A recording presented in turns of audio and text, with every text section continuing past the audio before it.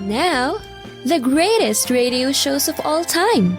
Suspense. The Shadow Node. Washington calling David Harding, counter-spy. Classic radio theater. The Great Gildersleeve. Fibber McGee and Molly. Dragnet.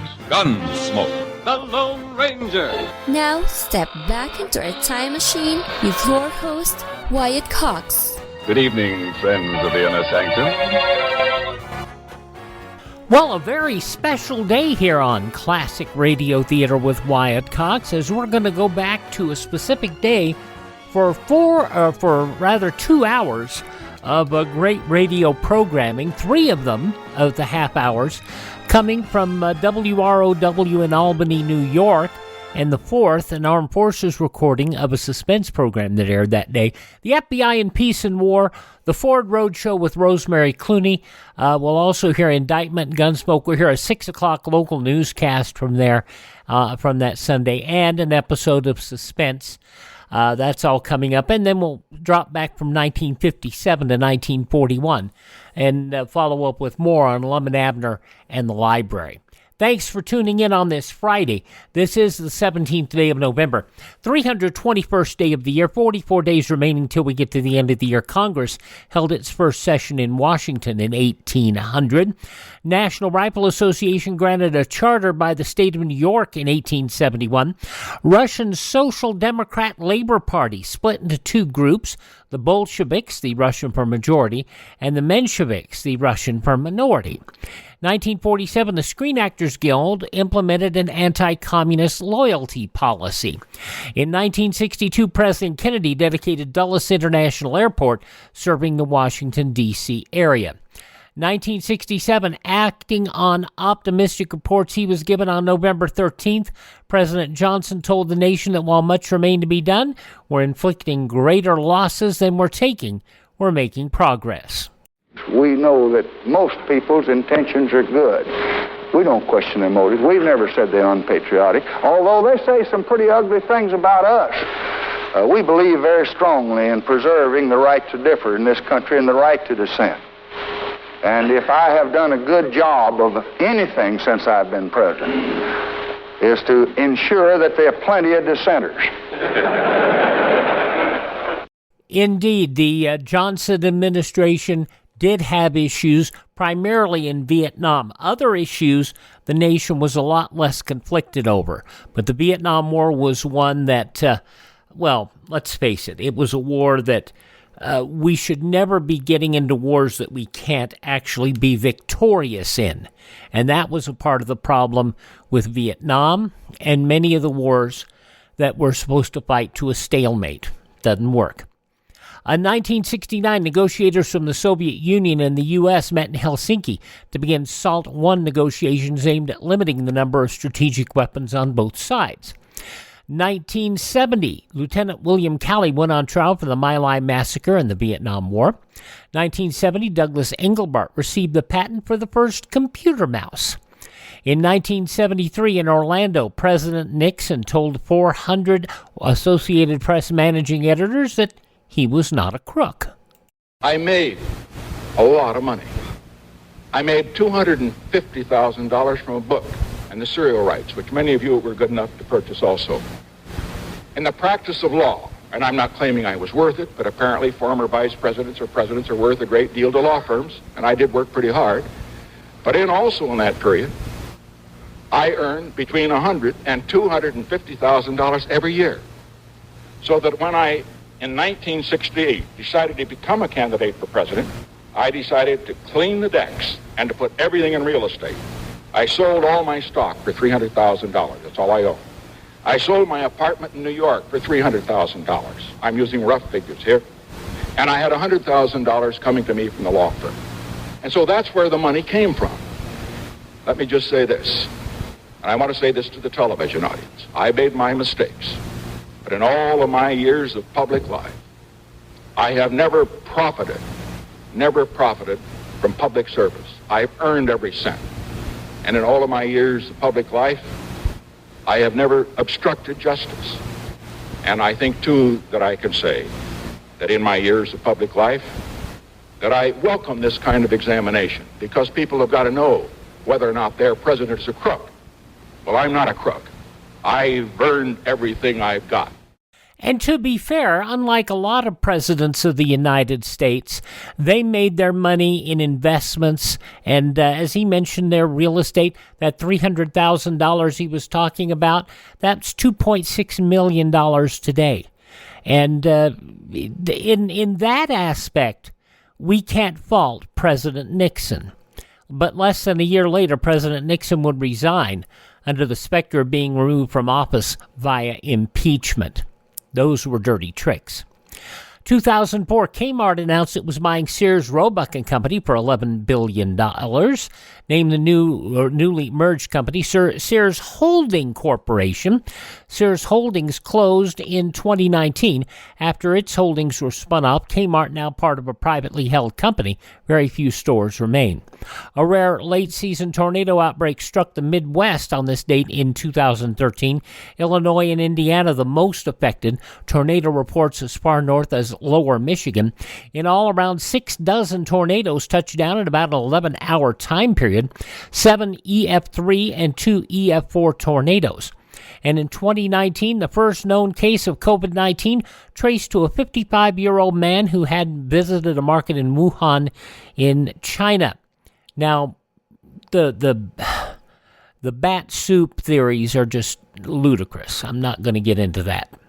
Passing away on this date in history, actress Esther Roll from Good Times, the man who sang about that sweet soul music, Arthur Conley, and country singer Don Gibson.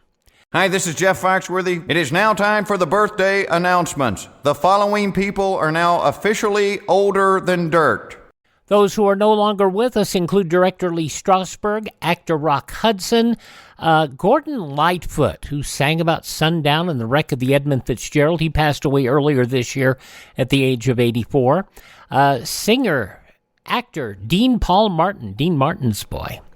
Now, among those who are still with us include film director Martin Scorsese, who is 81.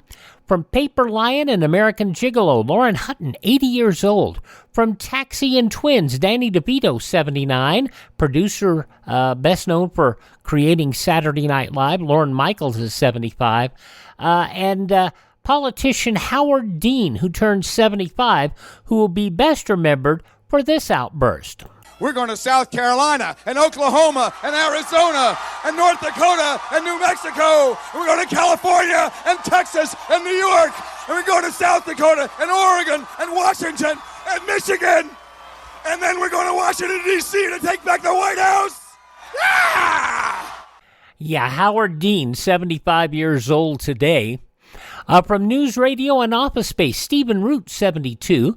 From Scarface, The Color of Money, Mary Elizabeth Mastriano, 65.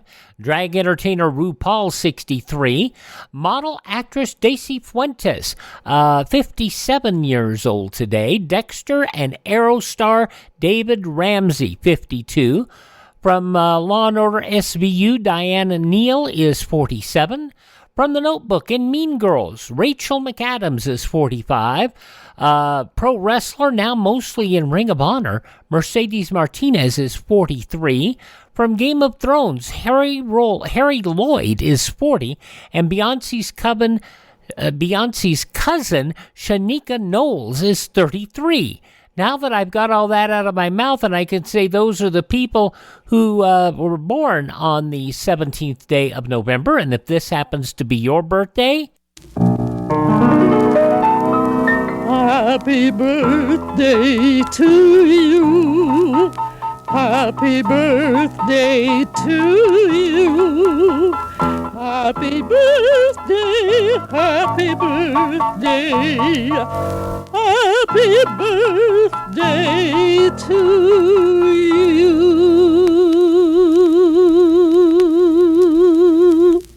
And we're going to spend much of the next hour and a half, going back 66 years to November 17th, 1957. We'll start off with an episode of the FBI in Peace and War. That's up next here. You're listening to Classic Radio Theater with Wyatt Cox. But first... Daily, the broadcasts of Radio Free Europe and Radio Free Asia strike through the Iron Curtain, bringing the truth about the free world to the captive peoples behind it. Help send a message by giving to the 1952 Crusade for Freedom. Many times on Classic Radio Theater with Wyatt Cox, we don't always know where all of our information comes from on our show. We can tell you, though, with pretty certainty where this for 90 minutes came from. WROW in Albany, New York. This is a recording from that station, not from the station, but it was likely originated with Mr. Pat Rispole. He lived in the listening area near Albany. He passed away in 1979 at the age of 53. His home recordings in the late 50s and 60s. The reason that many Yours Truly, Johnny Dollar, Gunsmoke, and Suspense programs survived from that era. Also many New York baseball games, Dodgers, Giants, and Yankees, and Mets as well. Rispole traded his recordings heavily with other old-time radio fans, so they survived the ebbs and flows of collecting interest among collectors since he passed away. I can say this is probably one of the best snapshots we will have from that era, and we will hear that coming up now. We will start off at 5:30. Is the time in Albany, New York, and we hear an episode of the FBI in Peace and War. The FBI in Peace and War. This is Bob Wright with the answer to the greatest challenge in cigarette history. The challenge was, can a cigarette be made that will give decidedly better filtration and also give easy draw with full, natural tobacco flavor? The answer is Kent. Kent with the revolutionary new Micronite filter that gives Kent decidedly better filtration, definitely less tars and nicotine than any other leading filter brand. Kent, filters, best. The answer is Kent, with the full, rich flavor of the world's premium quality natural tobaccos and an easy draw. Yes, of all leading filter brands, Kent filters best. Kent filters best. Tomorrow, pick up a pack of Kents with a revolutionary new Micronite filter and enjoy the most important advance in the progress of filter smoking. Kent filters best.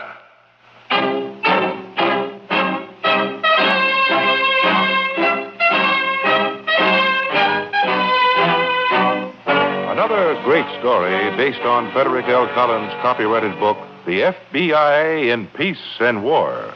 Drama, thrills, action. Tonight's story, Jailbait.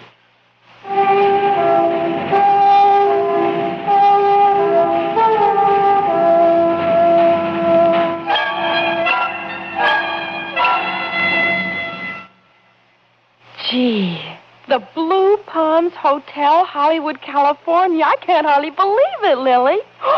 Hey, look it in the sports car. It's Gary Cooper. Amy, will you please stop saying, hey, look it? Okay, Lily. Take the gum out of your mouth. Okay. Hey, look it in the swimming pool. Mala Powers, I'll bet you. Amy. Huh? You know what you sound like? What, Lily? Like an 18-year-old juvenile delinquent from Scranton, Pennsylvania, whose father was a coal miner. That's what I am. Except my old man was never sober enough to be a coal miner. All right, that's what you were. Now you're an 18-year-old beauty from Appledale, Ohio, who's coming to California. Hey, Lily, could I really be a starlet? I mean, have I got what it takes? Yes, you have. I have? Only you're not going to knock your brains out trying to beat the movie racket. Well, I probably wouldn't be much good as an actress anyway.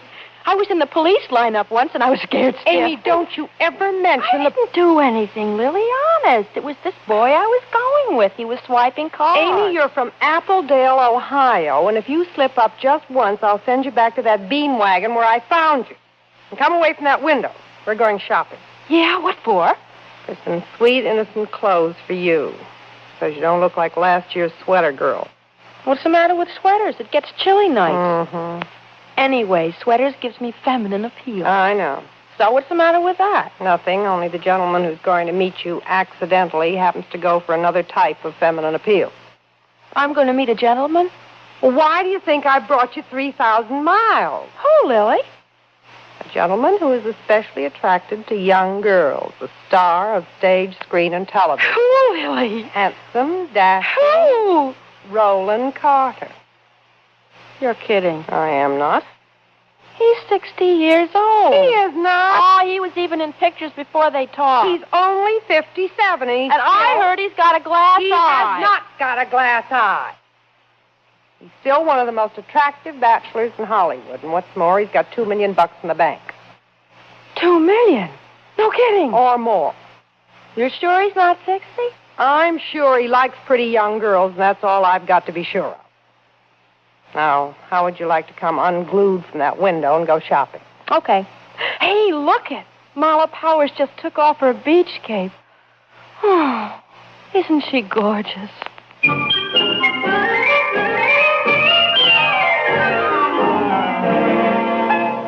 Lily Howard Sanders was the most active of all female swindlers on our wanted list. The scope of her activities could never be confined to the small printed matter on a wanted poster. In 25 years, she covered the field from selling the Romanian crown jewels to forgery. During the winter of 1956, Lily befriended a young girl in Scranton, Pennsylvania, and together they traveled to California. Lily's scheme this time was a pleasant variant of blackmail. Blackmail? Oh, now, really, Mindy, aren't you going a little overboard? I'm just trying to protect you, Roland, as your personal agent and I hope your personal friend. Mindy, this is a sweet, innocent little child, Miss Appledale, Ohio. Ha! Oh, she's really quite naive. Do you know that she's Naive? So where did you meet her? In a fancy bar. So what is a sweet, innocent, naive apple knocker doing all alone in a fancy bar? Tell me. I explained to you she was waiting for someone. Like who? Oh, now, Mindy, all that was 2 weeks ago. How can I remember who she was waiting for? You don't have to, I'll tell you.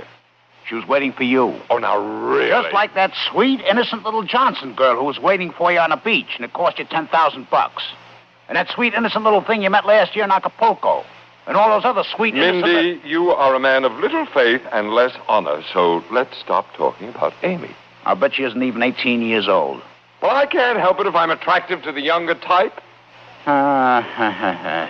Okay, Roland, I guess there's no use arguing. But don't say I didn't warn you. Because I didn't. I know how useless it is. Well, then why did you come all the way out here? I got 10% of you. I figured maybe 10% would listen anyway.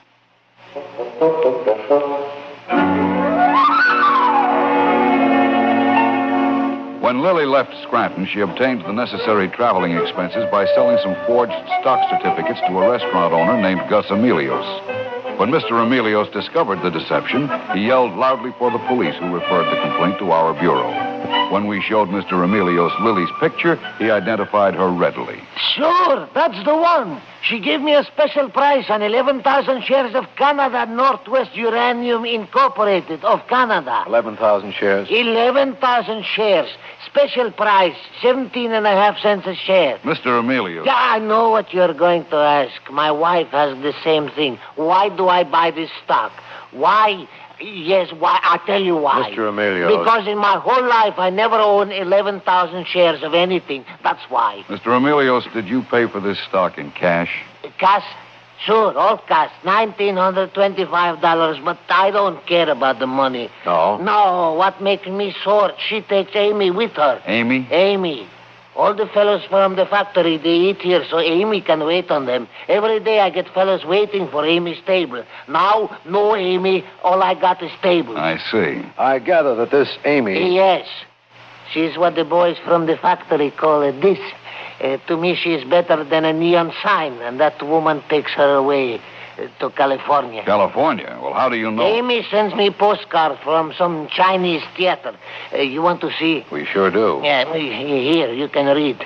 Dear Gus, I'm sorry I had to leave so quick. Give my love to all the boys, and you too. Love, Amy. P.S. I don't know why they call this a Chinese theater.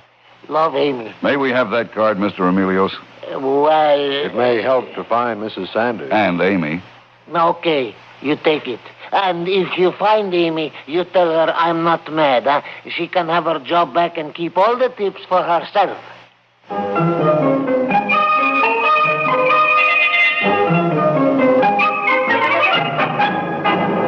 Back to jailbait in just a moment. My name is Warren P. Birchfield, friendly young druggist, with another story of blessed relief thanks to Johnson's Backblasters. Today's episode concerns E.L., an active young counter spy who came into my store recently. Hello, Friendly. Anything for a muscular backache? Oh, how'd that happen? I can't divulge that, Friendly. I'd like to. I can tell you it hurts plenty. Well, here, this Johnson's Backblaster makes it possible to treat muscular backache as easily as you would a headache, E.L. That's right. Don't use my name. Say, this warm flannel backing gives me support, along with soothing heat. Now I'll be able to continue my active counter-spying while enjoying blessed relief. Thank you. And Elmer Litzinger... Hey, you weren't going to use my name. E.L. did continue his active spy work. Friends, next time muscular backache strikes you, why not say as others do, suffering quickly relieved, thanks to Johnson's Backblaster. Gee whiz, you weren't going to use my name. And now, Act 2 of tonight's story, Jailbait.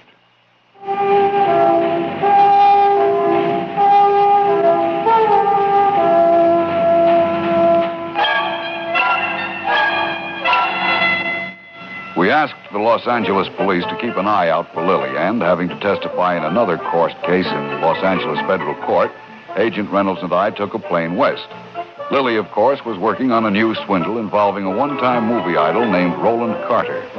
Yes, this is Mr. Carter. Who is this, please? This is Miss Lily Sanders, Mr. Carter. I'd like to talk to you about a personal matter. Well, I'm very sorry, Miss Sanders. It concerns you and a young lady from Appledale, Ohio. I think you'd better see me, Mr.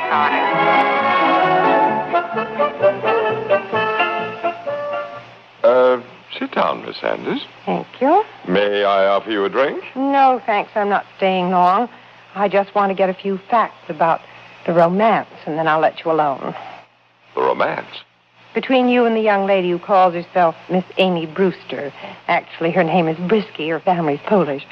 Miss Sanders, I don't think it's quite improper to ask, but just who are you and what do you want? Perfectly fair question. I'm a freelance writer, Mr. Carter, and I hope to sell the story of you and Amy to one of the more intimate magazines.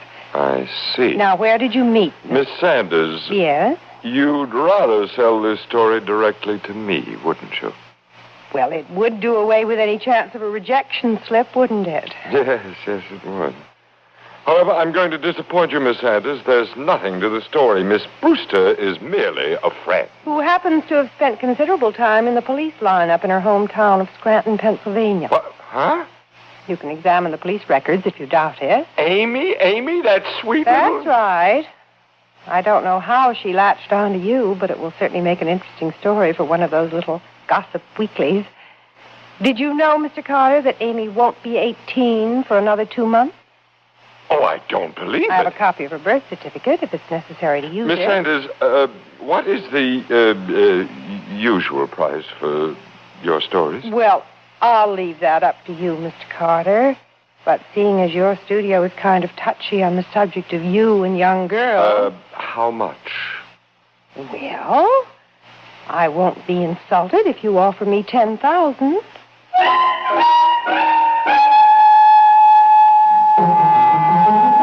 With the Los Angeles police on the lookout for Lily, Agent Reynolds and I arrived in the city early on a Thursday morning for our day in court.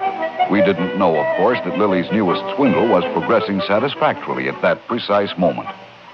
$10,000. Cash. And Miss Appledale is really Miss Coal Heaver of Scranton, Pennsylvania. Age 17 years, 10 months. Roland, I'm not going to say there's no fool like an old fool, because if people knew your real age, I couldn't peddle you for peanuts. Mindy, you say anything you want. I deserve it. Have you got the $10,000 cash? Well, of course. Are you going to pay it? Well, what else can I do? I've been seen all over town with this child. Who would believe that an innocent association... Roland. Mindy, I swear I never touched a hair of her pure little head. Why? Why? I'm asking a civil question. Well, frankly, I don't know. She talks an awful lot, and the moment never seemed opportune, if you know what I mean. Uh-huh. She's cagey. Well, I suppose that's about it. So what does she talk about? Movies. She's struck by the glamour of the cinema. Yeah? Hollywood is all. Yeah? Also, she's interested in a sports car, a mink coat, a liberal assortment of diamonds, and a substantial part in my next picture. Yeah? Well, what do you keep saying, yeah? I'm thinking. Yeah? Yeah. Listen, I'll bet if I got her a screen test or something, she'd stop this blackmail idea. Mindy, I keep telling you, it isn't her. She doesn't know about this Sanders woman. Roland, for all your years, you are sometimes an innocent schmo yourself. Would you think that Amy and this woman... Of course. You know, Mindy... Yeah, I know. People are horrible. Who's that? Oh, that's Amy. Amy, I invited her for lunch. You what? Well, I thought maybe I could persuade her to take a 6-month tour of Africa or something. Okay. She's here, so let's seize the opportunity. Now, you can't have it done away with, Mindy. I just won't stand for that. You let me handle this. Go ahead, open the door, introduce me. Good morning, Amy, dear. We have company, so don't say anything you wouldn't say to your mother. Amy, this is my agent, Mr. Mindy Smith. Hello, Mr. Smith. I've heard all about you. How do you... I've heard a lot about you, Amy. Roland, you didn't tell me this girl is positively screen material. Now, Mindy, wait till the child sits down, will you? Amy, may I have your coat, dear? Mindy, stop staring. Miss Brewster will think that you haven't any manners.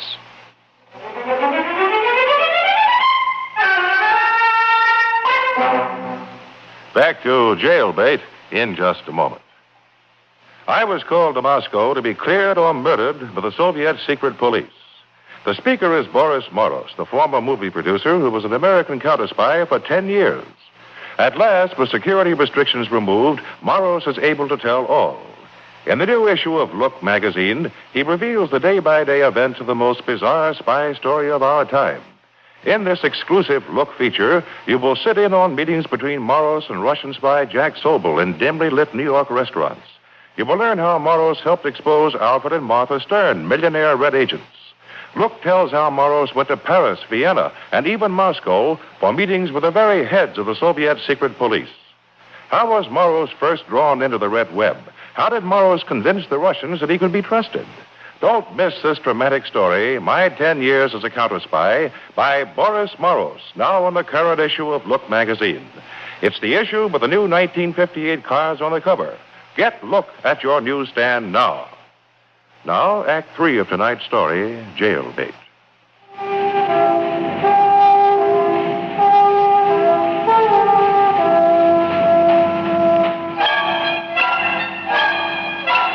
Our second day in Los Angeles, Thompson of our New York field office phoned. Mr. Emilios, the restaurant owner, had received a package from Amy with a note in it. The package contained a sweater, which Amy said Mr. Emilios needed. The sweater had been bought at a fashionable men's shop in Beverly Hills. Agent Reynolds and I, being through with our testimony in court, went to the shop immediately. We found that the purchaser answered Amy's description perfectly. She had been accompanied by Roland Carter, the screen star, and the sweater had been charged to his account. We decided to call on Mr. Carter. Okay, you wanted to talk about Mr. Carter, so talk. Well, all I wanted to say is you never told me what was cooking, that's all. What do you mean, Amy? With Roland. How you're going to take him for $10,000 on account of his attentions to me. Hey, look it. Marla Powers has a different suit again this morning. Don't say, hey, look it. Okay. Well, anyways, that's what I wanted to talk about. Who told you? Mindy told me. Who is Mindy? He's Roland's agent, and he's real cute. And he thinks maybe he can get me a test at Paramount. Oh, I see. Well, I told him I can't act, but he said that's an advantage sometimes. I like Mindy. I mean, he's no James Dean, but he's got an attractive personality. Amy, what do you want? Well, if you're going to get all that money from Roland, I ought to get some. How much did you have in mind? Half. I see. And if I don't give you half? A third, then. And if I don't give you a third or even $5? Well, in that case... You miserable little platinum pipsqueak. I've got a good mind to ship you right back to that coal heap where I found you. I'm entitled to my cut. Mindy gets 10% of Roland. Never mind, it's Mindy. He's cute. You get whatever I give you, Amy, and that's that. Okay. Okay, what? Okay, you give me what you give me. I don't like the way you say that. Why? Because. Hey, look at Marla.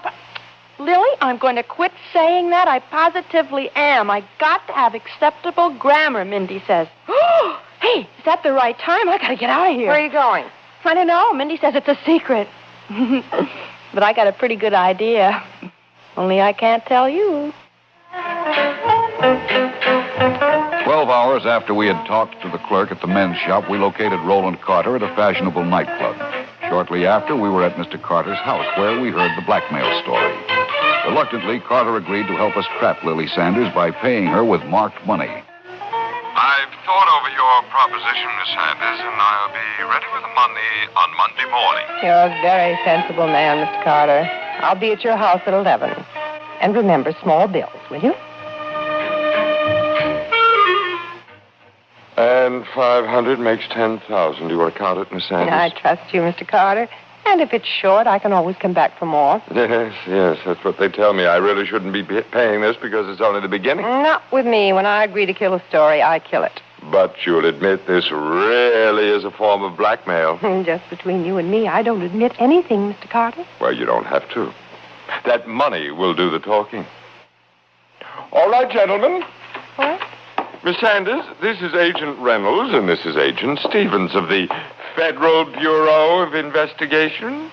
That money you just put in your purse is marked, Miss Sanders. You crummy old ham. That's the lousiest trick I ever saw. May we have the money, please, Miss You ought to Sanders? be ashamed of yourself, Carter. I am, but it's going to be a lot worse when I have to testify against you. Bet your life it will be. Come along, Miss All the Sanders. low-down, sneaky stunts. This takes the cake. No wonder you're poisoned at the box office. I am not poisoned. Why, my last picture grossed over... Carter, let's discuss this downtown. We'd like to book this woman. For what? Blackmail. I demand to see a lawyer. I've been framed. Excuse me a moment. Hello? Oh, yes. This he? Yes, go ahead. It's a telegram. I'll be with you in a moment. Yeah, I'm listening. Yes. Yes, I get that. Oh, thank you very much. It was a telegram from my agent. He advises me not to pay Miss Sanders the money. He just got married in Mexico and he'll be back tomorrow. He says, love from his wife, the former Miss Coal Heaver of Scranton, Pennsylvania.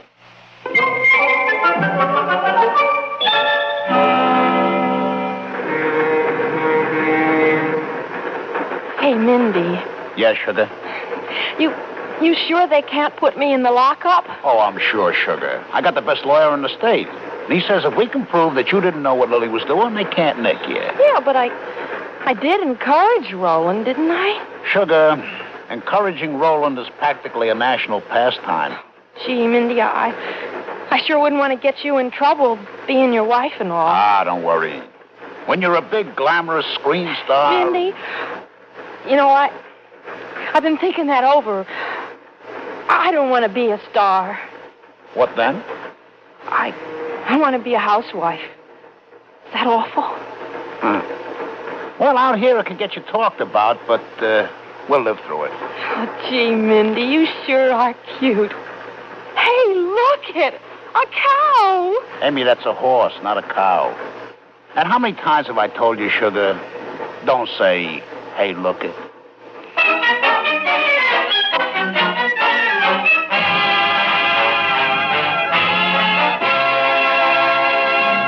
When Lily Sanders was charged with blackmail, she considered the evidence and decided to plead guilty.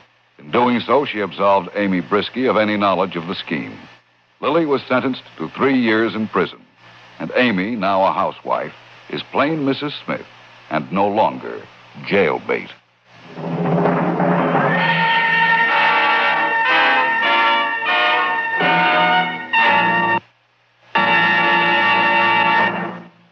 Now, singing star Tony Bennett. Every singer dreads a bad cold. That's why I always stop cold miseries the fastest way, with 4-Way. Yes, of all leading cold tablets, tests prove 4-Way's the fastest acting brand. Amazing 4-Way starts in minutes to relieve aches, pains, headache, reduce fever, calm upset stomach, overcome irregularity. Next time you catch cold, do what I do. Get 4-Way, fastest way to stop these awful cold miseries and feel better in a hurry. 4-Way, only 29 cents. Our program will continue in a moment after a word about another fine product of Grove Laboratories. Afraid to use a strong medicated shampoo for dandruff? Listen. Fitch Dandruff Remover Shampoo gets rid of embarrassing dandruff with one lathering and uses no harsh medication. In fact, only Fitch guarantees to remove dandruff with one safe, easy lathering or money back. Fitch can also make your hair as much as 35% brighter. Contains no strong medication, gentle enough for every shampoo. And then dandruff need never be a problem again. Get wonderful new Fitch Dandruff Remover Shampoo today.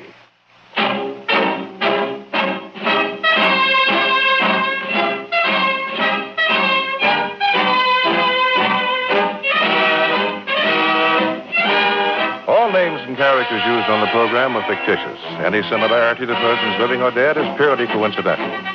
This program is based upon Frederick L. Collins' copyrighted book, The FBI in Peace and War, and the broadcast does not imply endorsement, authorization, or approval by the Federal Bureau of Investigation.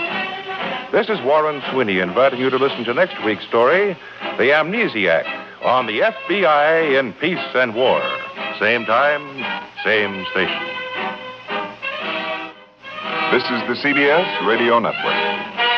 WROW, radio, row, radio, row. Serving Albany, Schenectady, and Troy.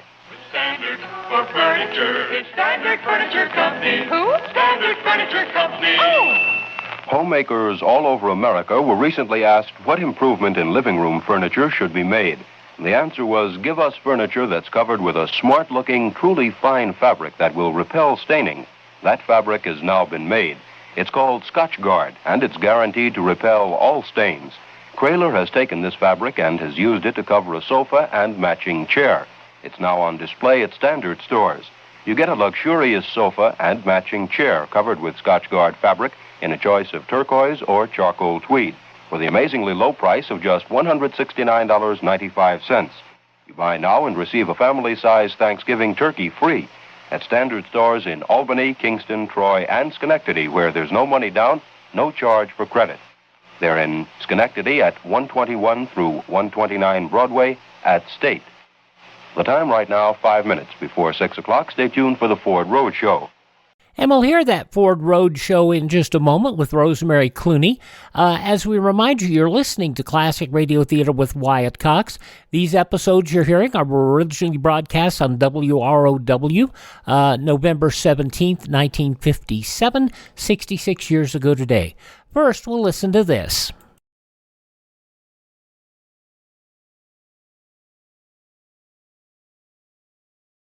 Civil defense is common sense. This is Howard Duff with this reminder. 640 and 1240. These are the Conelrad frequencies during a national emergency. 640 and 1240 on your regular radio will be your only official means of receiving vital information. Remember, 640 and 1240. Now on Classic Radio Theater with Wyatt Cox, we return to this recording from WROW in Albany, New York from 66 years ago today, November 17th, 1957. And listen to the Ford Road Show. You're ahead in a Ford all the way. Brought to you by Ford. There's nothing newer in the world. What's your song, Rosemary? A new song called Love and Affection, Ken. Ah, Love and Affection. Now, there's a nice parlay. It sure beats hate and cold shoulder. Yes, indeed. Say, you have a record out on Love and Affection, don't you, Rosemary? Yes, I do, Ken. Here's a little different arrangement with Buddy Cole and his compact philharmonic.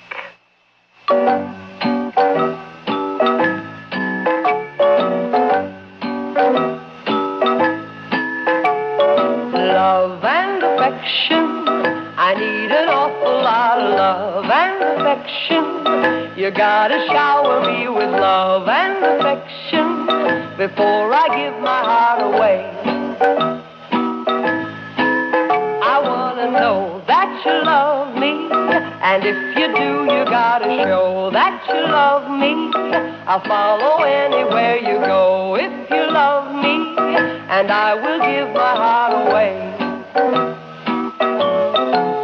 I'm just a plain Jane, honey. I don't go for trinkets and such. Save your money.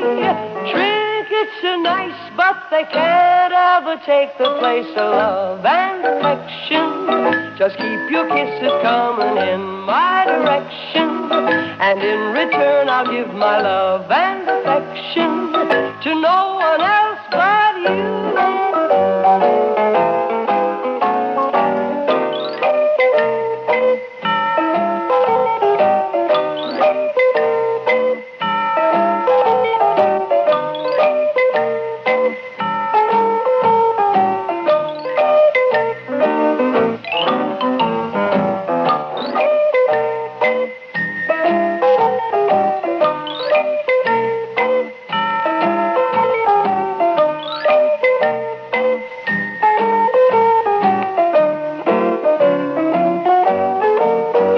Just a plain Jane, honey. I don't go for trinkets and such. Save your money. Trinkets are nice, but they can't ever take the place of love and affection. Just keep your kisses coming in my direction, and in return I'll give my love and affection to no one else but you. Say, Rosie, tell the folks what they'll find at their Ford dealers right now. You'll find new styler that's gonna tease you, new V8 Go to please you, a brand new ride that babies you. And just you try Ford's new Cruise-O-Matic, no drive so automatic. There's nothing in this world so new. Right, Rosie, the 58 Ford was proved and approved around the world. Its clean, chic styling charmed Paris. Its all-new Interceptor V8 scalped the Alps. Its new Cruise-O-Matic drive really showed the world how magically automatic an automatic can be. There's nothing newer in the world. You'll find new styling that's gonna tease you, new V8 Go to please you. There's nothing in the world so new. You'll flip when you see the 58 Ford. I'm sure you're gonna rate Ford newest and bestest buy for you.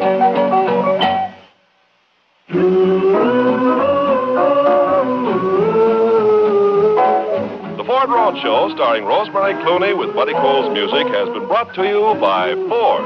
There's nothing newer in the world. You're ahead in a Ford all the way. Listen for the other Ford Roadshows with the World News Roundup, Bing Crosby, Arthur Godfrey, and Edward R. Murrow. This is the CBS Radio Network. You're in tune with WROW, serving Albany, Schenectady, and Troy.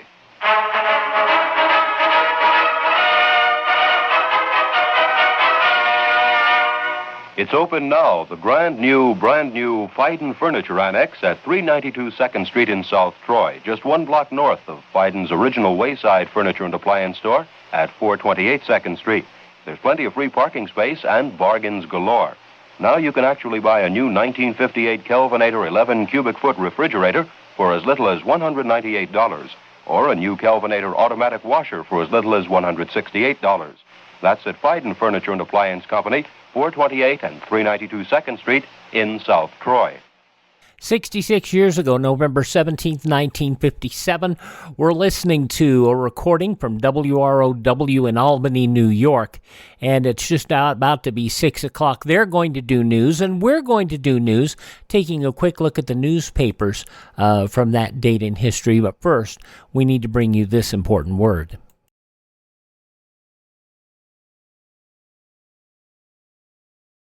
Do you know how old the school building in your community is? If it's over 25 years old, the chances are that it's woefully inadequate.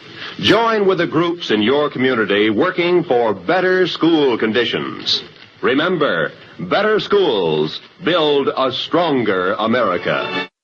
By the way, we mentioned we heard the Ford Roadshow there. You do know that Chevy did a very similar show, and of course, while you had as the star of this show Rosemary Clooney, the starring in the Ford Roadshow, you had for the Chevy dealers that was Dinah Shore. See the USA in your Chevrolet. Okay, we're going to hear news from WROW in a moment, along with Indictment and Gunsmoke and Suspense. But first, here's a look at the news from the newspapers of Sunday morning, November 17th, 1957, 66 years ago today.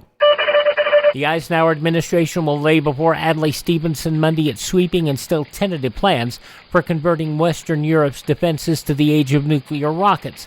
Administration officials say these are some of the preliminary ideas that Secretary of State John Foster Dulles may discuss with the Democrat Party leader Monday morning in the first of a series of bipartisan planning sessions. Urgent efforts by the Atlantic Pact Permanent Council to settle the French dispute with the U.S. and Britain ended in at least temporary failure today. Differences between the big three members threaten the Western alliance. The council, assembled by the Pact's Belgian Secretary General Paul H. Spaak, adjourned after thrashing out the situation. It will not meet again until next week, probably Wednesday. An Air Force feasibility study of how nuclear explosions might be tested out in space sharpened interest today in the quest for something that could destroy a ballistic missile in flight. President Eisenhower called his defense secretary to the vacation White House for an important meeting next week on the new defense budget, which will involve a very considerable increase in federal spending. Sputnik 2 is of such durable material fragments of it may return to Earth. That, according to a Soviet scientist in a lecture reported in the press, parts of it may be recovered. The study of such fragments, if recovered, would prove valuable scientific data. Well, the aging but not mellowing first Ringling Causeway Bridge in St. Petersburg, Florida span yesterday got knocked slightly out of alignment when nudged by a passing barge. Traffic held up both sides for about an hour until it could be worked back into place. Long lines of cars formed on both sides of the span, and any motorist carrying fishing tackle had ample time to use it. And those are a few of the day's top news stories from the newspapers of Sunday, November 17th, 1957. On WROW in Albany, New York, the 6 o'clock news with Dan Nelson. From the WROW newsroom, here is the 6 o'clock edition of Radio Row News. The President has announced he'll personally confer with Adlai Stevenson before the NATO Council meeting next month. The political adversaries will discuss America's position at the Paris meeting before Mr. Eisenhower leaves Washington on December 14th. Diplomatic sources say Britain may call a meeting of the Western Big Three nations before next month's NATO meeting to resolve the rift that has rocked the alliance. French anger over the American and British shipment of arms to Tunisia threatens to undermine the Paris summit meeting. French riot police protected the United States and British embassies in Paris today. French right-wingers threatened demonstrations to protest the Anglo-American arms shipments to Tunisia, but no incidents occurred by nightfall. French Foreign Minister Christian Pinault flies from Paris to Washington to confer with Secretary of State Dulles Tuesday on the boiling Tunisian arms issue. He delayed his departure to study the matter further before meeting Dulles. A tornado killed an elderly couple and injured at least one other person in northeast Mississippi shortly after noon today. The twister later was reported dissipating near the Alabama line. A posse of some 200 townspeople and law officers is using bloodhounds to track down a Negro suspected of setting off a gun battle at Clanton, Alabama. One Negro was killed and several other persons wounded in the gunfight. A spokesman for Britain's Atomic Energy Authority says British scientists have created temperatures of almost the 1 million degree centigrade mark necessary to harness the power of the H-bomb. The cautious British announcement indicates a major step toward conquering the deadliest force known to man. Defense officials will appear before House investigators tomorrow for questioning about what congressmen have called a blackout on facts on the U.S. satellite and missile programs. They face 2 days of questioning before the House Information Subcommittee. The director of the National Science Foundation blames public indifference to science for the U.S. lag behind Russia in satellite development. Alan Waterman also criticizes failure to publicize basic science information fully enough to stimulate public interest. A new division of the Martin Company in Baltimore has been created to speed up arrangements for the launching of the Navy Vanguard Earth satellite. The company is the prime contractor for the Earth satellite's 3-stage launching rocket. Police say a 3-year-old Milwaukee boy died today of a brain hemorrhage after his mother slapped him and knocked his head against the wall.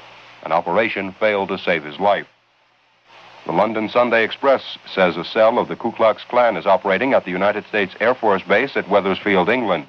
The newspaper says base officials are investigating the burning of a cross before Negro Airmen's barracks. Here in upstate New York, the body of a man identified as Robert Mason, about 50 years old, was found today in a partly submerged car in a small body of water near the Glenmore Reservoir, just outside of Rome, New York. Police say the discovery was made by a Verona, New York couple who were driving by at the time. Mason had been missing since last Friday when he left for work at a railroad tie crossing plant near Rome. It was believed Mason lost control of the car and that it plunged into the water. His death was the 47th traffic fatality in Oneida County so far this year. Another person has died as the result of a tragic fire which yesterday took the lives of 17 people in a Niagara Falls tenement building. The latest victim was 16-year-old Herbert Reed, who died today in Niagara Falls Memorial Hospital. The fire broke out in a building known as the Moonglow Hotel. It was called the worst in city history in terms of lives lost. 14 of the victims were the children of 2 families. Fire officials believe the blaze was caused by a gas furnace explosion. The Niagara County District Attorney's Office is investigating the possibility of criminal negligence regarding the fire. Turning our attention now to this afternoon's professional football games, Los Angeles defeated Green Bay 31-27. New York downed Philadelphia 13-0. Washington and Cleveland tied at 30-30. And Baltimore defeated Chicago 29-14. From the weatherman, a report of the current Tri-Cities temperature. It's 45 degrees, humidity 73%. Winds are from the west-northwest at 15 miles per hour, with the barometric pressure rising from 30.16 inches. The forecast calls for mostly cloudy and cooler tonight with a low between 35 and 40 degrees. Tomorrow, cloudy with occasional rain in the afternoon or evening, and a high between 40 and 45. Repeating the present Tri-Cities temperature, it's 45 degrees. And there you have the 6 o'clock edition of WROW News. You hear it first on Radio Row 590, first on your dial. Our next newscast will be heard at 5 minutes before 7. Stan Nelson speaking. This is WROW, serving Albany, Schenectady, and Troy. And that takes us up to 6:05. And coming up next, we'll have an episode of the short-run series Indictment. That'll be coming up next here on Classic Radio Theater with Wyatt Cox, as we listen to shows from the evening of November 17th, 1957.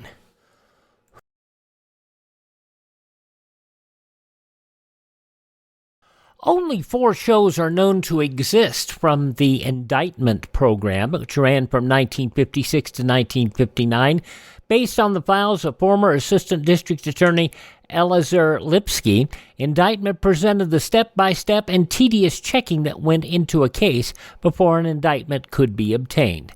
Eliezer Lipsky was not only a New York lawyer and prosecutor, but a writer as well, producing a number of detective novels and 2 plays, along with the Indictment radio dramas.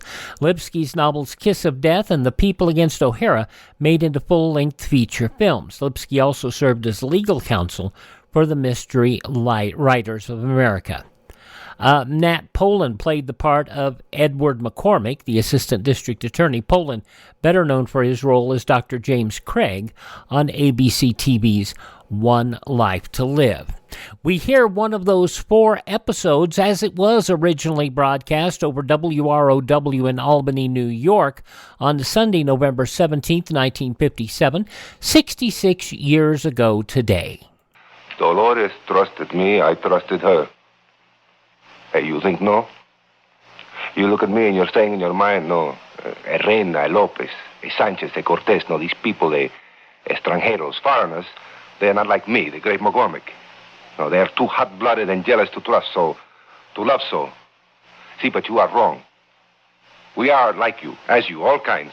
We're good, bad, hating, and loving. Now, why do you put me in a pigeonhole in your mind that says murderer? Indictment, a formal written charge of crime, as the basis for trial of the accused.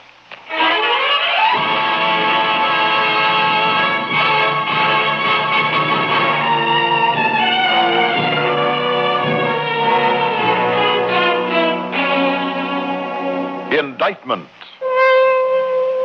The drama you're about to hear is from New York City and is based on stories of the criminal law. with authentic procedures as detailed by Eleazar Lipsky, former Assistant District Attorney of New York.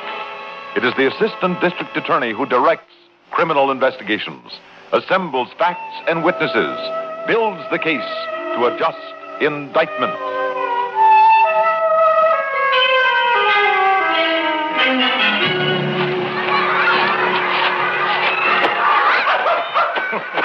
Oh, come on now. Take it easy, boy. Easy now. Hey, you act like you've never been in the park before.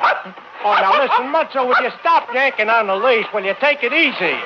Oh, gee. All right. Come here. Okay, so there are no cops around. Look, I'll take the leash off, okay? Now take it easy. There, go ahead. Bring yourself ragged. Boy, like a pup. A crazy pup. Oh, now what's he got? Hey, what do you got, boy? Squirrel? Come on, go get him. Get him, boy. Oh, you crazy dog. Look, I don't want no old shoe. You keep it. Now what? Oh, you want to show me something, huh? You found something. No, all right, now, easy on the pants. All right already, now. What do you... Oh, gee. Come on, get away. Get away from her, huh? Stay, sit. Oh, she's dead. Good dog, sit. Police! Hey, you kids! Hey, you! Baseball! Go over to the avenue! Get the cops! Find the squad car! Stay back! Get the cops!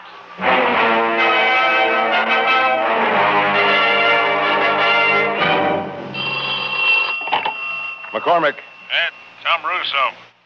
On the girl in Central Park yesterday. Yeah, Tom. I'm up at the 28th. I think we've got something coming up. Do you know who she is? We've got a fella named Rayner. R-E-Y-N-A. Peter Rayner. Think she might be his wife, Dolores. Been missing 2 days. All right, take him over to the mortuary. I'll meet you there. He came in with another girl, Ed. One Rita Morales. Girlfriend? Wife's cousin. Bring them both. Let them both view the body.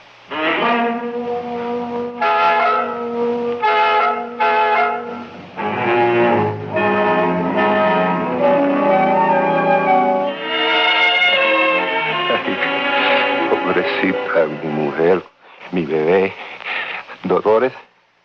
Was his wife? Dolores. Uh-huh. Mr. Rayner.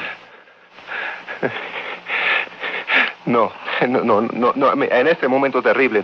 No, por favor, no. He says, not now, senor, please. This terrible time. Let me talk to him. Let me answer whatever there may be questions. You'll talk for him. For now, yes, please. I'm sorry, Miss Morales. I want to talk to you a little later, but for now, I don't think you can answer the question I want to ask him. I am sure. You are? All right. Why did he kill her?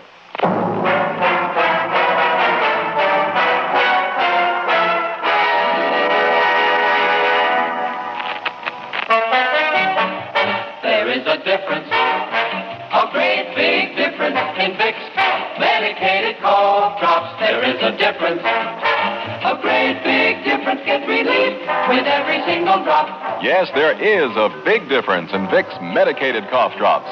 The medication makes the difference. Only Vicks cough drops are medicated with the exclusive throat-soothing ingredients of Vicks Vapor Rub. 2 delicious flavors, Vicks Regular and new Wild Cherry. Next time your throat feels raw and irritated from coughs due to colds, remember...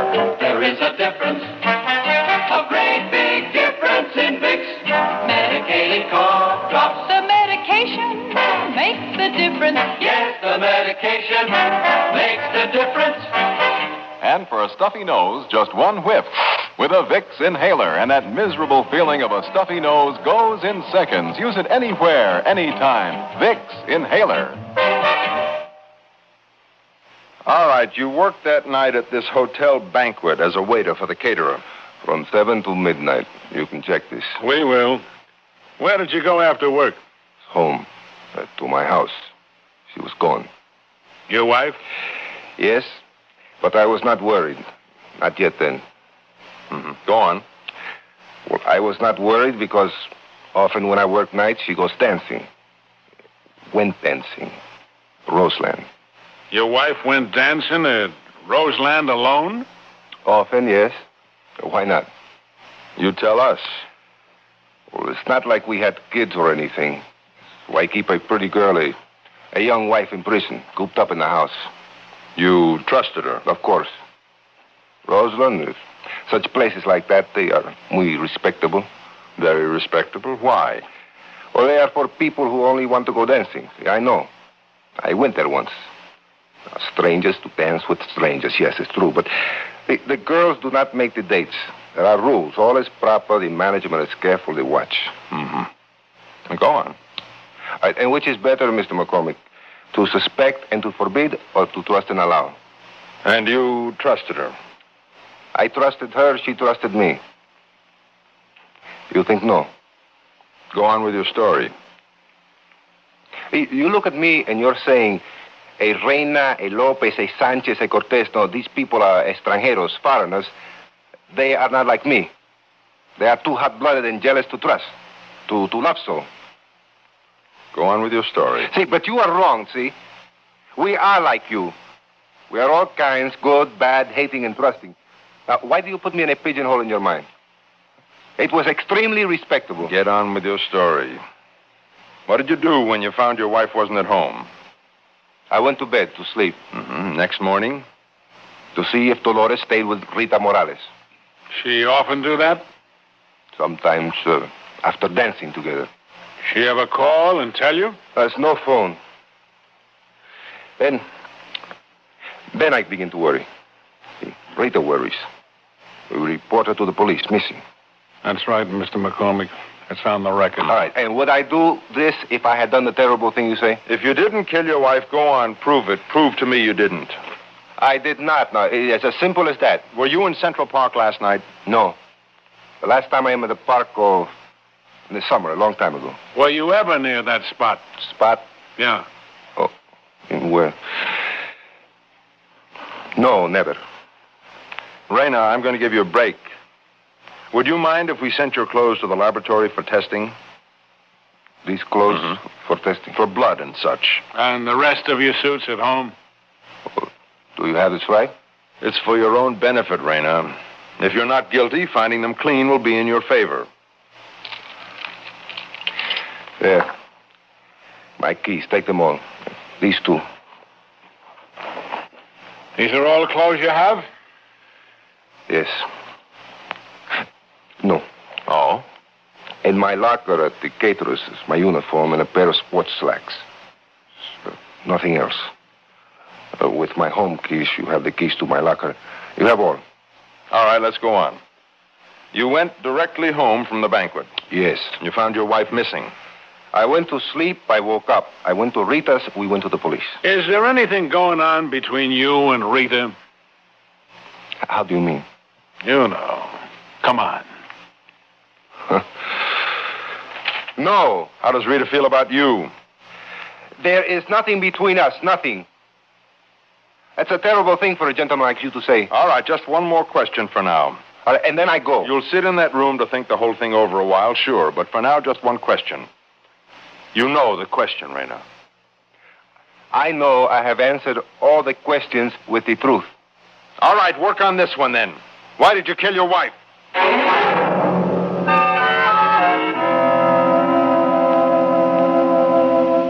Not going to work, is it, Ed? Oh, I don't know. I'll keep throwing it at him for his reactions. Think he did it? He could have. When are they going to have those tests ready? Give him time. He had you right, though, didn't he? Oh, you pegging him as typical, pigeonholing him. All right, I'll ask you.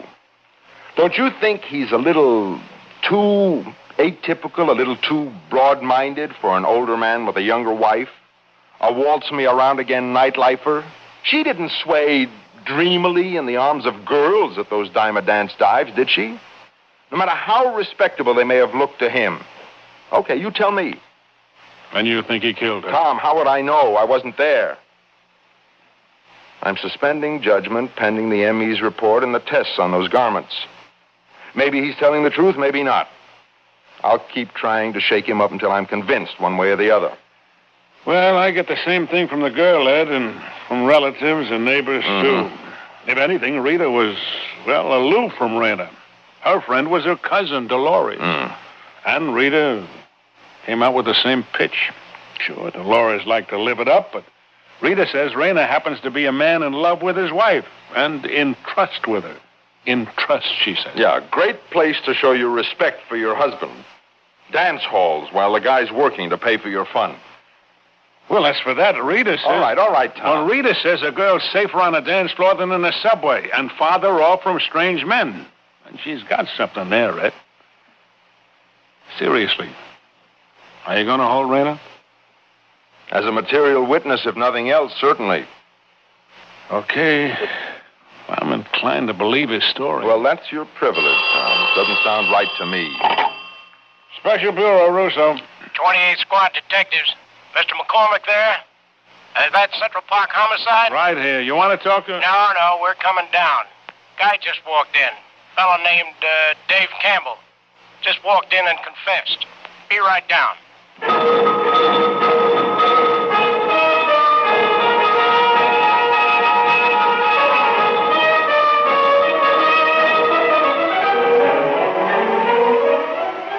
What'd y'all take my clothes for? For tests. How's that, mister? Tests for blood, body fluids. Oh, you find blood, all right. I done it. I've been telling you. Now, let me get this straight now. Yeah. You met her at Roseland. You dated her. That's right, You yeah. rode around in taxis. Rode all around, that's right. You made the rounds. Bar after bar, lots of bars, that's right. And I remember clear as day. Last thing was we had Boilermakers. 3, 4 Boilermakers. A little old place on 125th, down near the railroad, you know. You both had Boilermakers. Oh, yes, sir. Bourbon Boilermakers it was. What time was that? I'll see. Last I remember it was about 2 a.m. in the morning. 2 a.m. All right, then what? Why, then over to the park. Kind of loving it up. Did the girl offer any resistance? Scratch me some. Right here, you see? I must have got mad. Drunk. I didn't know what I was doing. Drunk. Didn't know what I was doing. Go on. I just don't remember. But I done it, that's for sure. I know I done it. And I ought to go to the chair. I deserve it. I sure do. Okay, Campbell, what did you do with the knife you killed her with? Well, I throwed it down a sewer. I don't remember where. Just a sewer. Was she still alive when you dragged her from the park bench into the brush? Oh, yes, sir. She come with me from the bench willingly. But she was drunk. Oh, boy. Drunk on the hoot owl, And me too, boy. Campbell, what did you do with the watch and rosary? Well, I swapped the watch in for drinks next night. What's a rosary? String of beads with a crucifix attached. Oh, sure. I throwed it in the brush. I ought to get the chair. Well, what's them papers, boss? You gonna sign me over for the jailhouse? These are reports from the medical examiner and the police laboratory. And you, Campbell, you're a liar. You're a sick, infantile, exhibitionistic, masochistic liar. No, sir, I done it. I she tell was you drunk. The autopsy showed no alcohol in her stomach or brain. Now, wait a minute. Shut up. What's the matter? You said you threw your knife away, but she was strangled. You said you dragged her from a bench. There isn't a bench within a half a mile of where she was found. And she had no watch, and her rosary was still clutched in her hand. But I was there. I done it, I swear. That's the truth. And I'm going to get the chair. You're going to get 90 days for vagrancy and run out of town. That's all you're going to get. Sergeant, take him away.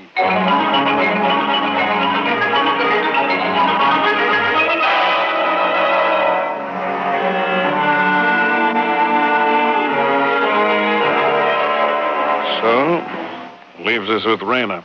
Nope. What? Some reports. Read them and weep. What? What reports? Police lab.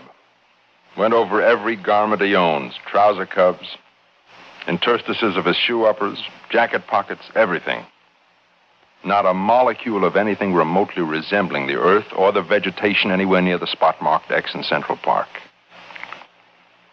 As far as we can prove, he was telling the truth. He was never there. Turn him loose? No!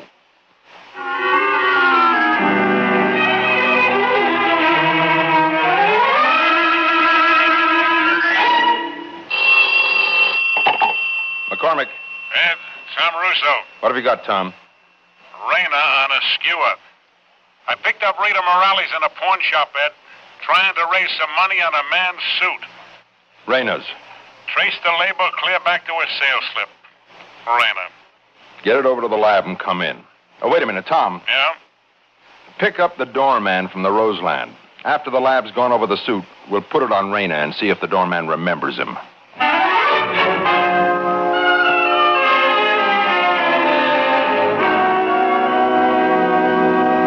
All right, Rayna, now. Why'd you do it? I did not do it. The doorman says you picked your wife up at 1 a.m. Many men picked up many women that night at that place. It's wrong. Rita had the suit you wore that night in her closet. You swore we had all your clothes. I had forgotten. It was a long time ago. It's last summer, I think. You said there was nothing between you. What were your clothes doing in her closet? Perhaps my wife gave them to her for the poor. Rayna. Senor? You'd better confess. Never. No, not even if you beat the lies out of me. Not that I need a confession. I have the truth. The truth I have told you. I did not kill Dolores. You did. No. Rayna, this is a report on what was found in your trouser cuffs. I'm not interested. The truth is the microscope and the spectroscope and botanical experts from New York colleges and 3 Arboretum saw it. That you were there that night. Never in my life was I there. You stand by that statement? It is the truth. I read you this. Sample submitted is identified as the seeds of an alpine grass. Pluripogon sabinii. Seeds, grass, these are everywhere. Pluripogon sabinii. Found only on Melville Island within the Arctic Circle. Then it could not Shut up! Specimens have been cultivated only in Central Park Arboretum, and only one path of said grass genus is known to have reseeded, wild, in one certain area. Namely, Rayna, where you murdered your wife. This is proof? No, I laugh, see. I scorn. Seeds a man can pick up anywhere, anytime. I read further. Pluripogon sabinii is unique in that it seeds during only 2 days in this climate and on no others. The second of those 2 days, Rayna, was the day you dragged Dolores into the park and strangled her. What do you say, Rayna?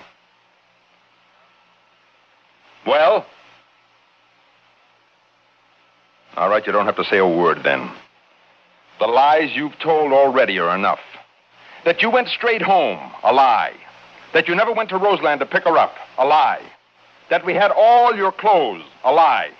That you'd never, repeat, never have been in that part of Central Park, a lie. Lies at every crucial point, crying out guilty knowledge. Well, you have no witnesses. Nobody. I have 45, and they add up to 1, murder 1, and an indictment. All right, Rayna, why? Was it Rita? Rita, will you keep her name out? Detective Russo, call in a stenographer.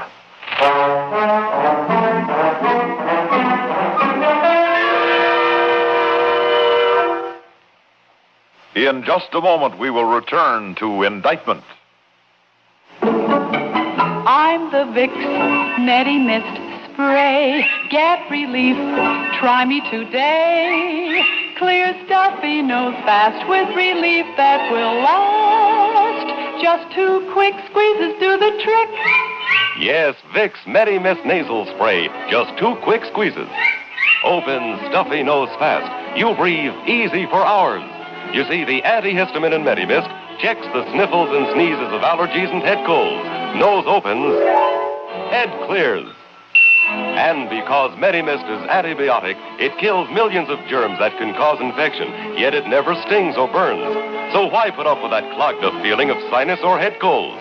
Get handy Vicks Medi-Mist Nasal Spray and open stuffy nose fast. You'll breathe easy for hours. Clear stuff he knows fast with relief that will last. Just 2 quick squeezes do the trick. Medi Mist. Where do you get 45 witnesses, Ed? I make it a half dozen. A doorman, reader, pawnbroker, medical examiner, a couple of botanists. Plus 11 samples of Central Park soil, identical with the soil where Dolores was found. And on Reina's trouser knees. The seeds. I see, yeah. 28 seeds of Pleuropogon sabini. Seeds of doubt, death. Pleuropogon sabini. Common name, northern catchgrass. Family Polygonum aviculaire, it says here. Common name, knotgrass. Knot? K-N-O-T. As in hangman's. The chair will do just as well.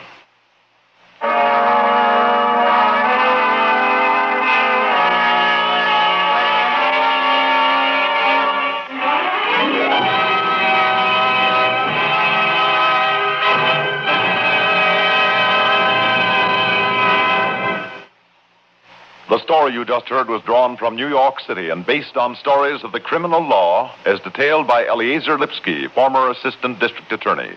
The names of all persons and places were changed.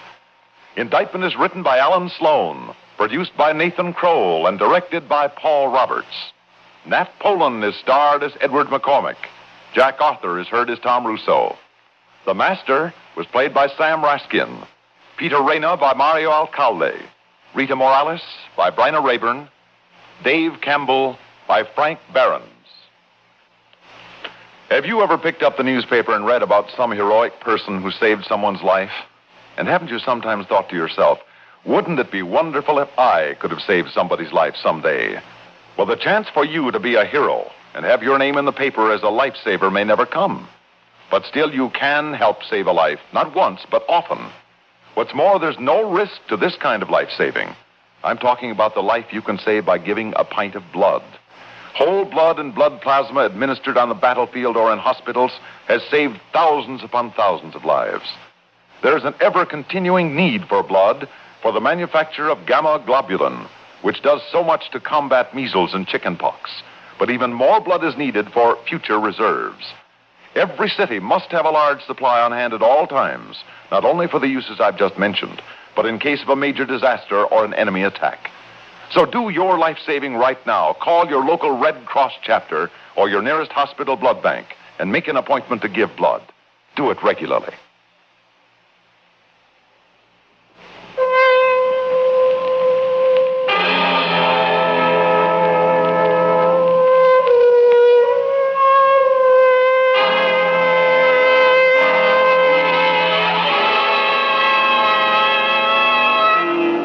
Listen next week at this same time for another Indictment.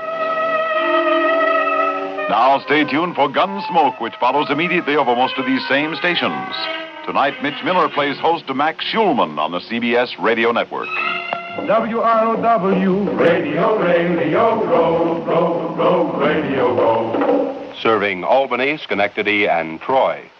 Standard for furniture. It's Standard Furniture Company. Who? Standard Furniture Company. Oh! Friendship Days at Standard, sensational values are being offered at prices you never dreamed possible. And with your purchase of $39.95 or more, Standard will give you a family-sized turkey free. That's right, during Friendship Days at Standard, with your purchase of $39.95 or more, you'll be given a turkey certificate that entitles you to a delicious, tender, juicy turkey for your family to enjoy on Thanksgiving Day.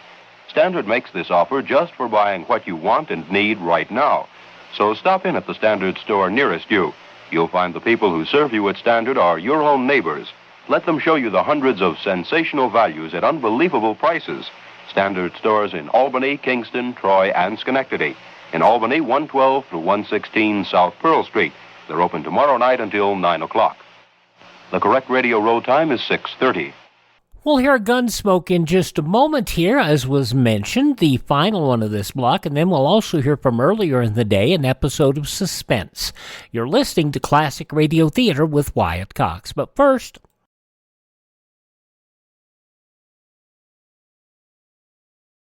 Instead of going down, the annual rate of polio cases in this country is going up. Instead of growing panicky with fear in the face of such an unwelcome fact, there is a way in which we all can join the Army which is fighting to check this trend and ultimately defeat infantile paralysis. We can contribute to the March of Dimes. Give today so that the 1952 March of Dimes will be the biggest ever and a really potent fighting force against polio. You're going to hear an announcement here in just a moment talking about the moving of a show called Says Who, which I wish I had some good copies of. It's really a fun little game show. But what you're going to hear is an announcement saying that it's moved to following the Jack Benny program. Well, now, wait a minute, you're going. This is from 1957. The Jack Benny program ended 2 years earlier. Yes, it did. But CBS began running reruns of the program on Sunday nights to try to continue building their Benny franchise. They were all reruns from those transcribed shows from the earlier in the decade, and they resold them. They really did, so that's what they did. The Jack Benny Show was not still doing new shows. But who was doing new shows? William Conrad as Marshal Matt Dillon in this episode of Gunsmoke, as it aired at 6:30 in the evening on Sunday, November 17th, 1957, 66 years ago today. Says Who, formerly heard at this time, now follows CBS Radio's Sunday evening Jack Benny program on most of these stations.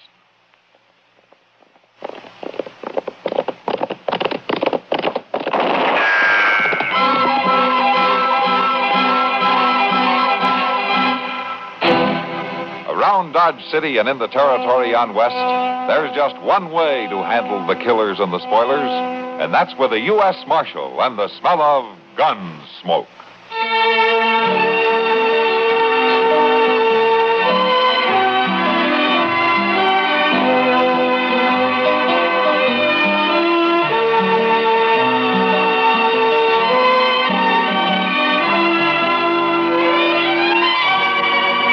Gunsmoke, starring William Conrad, the story of the violence that moved west with young America, and the story of a man who moved with it.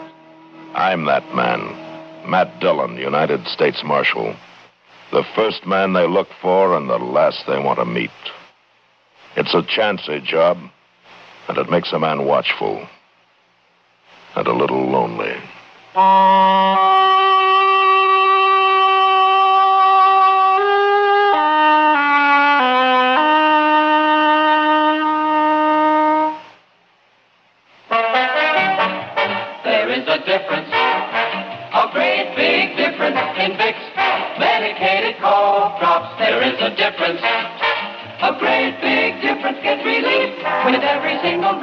Yes, there is a big difference in Vicks medicated cough drops. The medication makes the difference. Only Vicks cough drops are medicated with the exclusive throat-soothing ingredients of Vicks Vapor Rub. 2 delicious flavors, Vicks Regular and new Wild Cherry. Next time your throat feels raw and irritated from coughs due to colds, remember, there is a difference, a great big difference in Vicks medicated cough drops. The medication makes the difference. Yes, the medication makes the difference. And for a stuffy nose, just one whiff with a Vicks inhaler, and that miserable feeling of a stuffy nose goes in seconds. Use it anywhere, anytime. Vicks inhaler.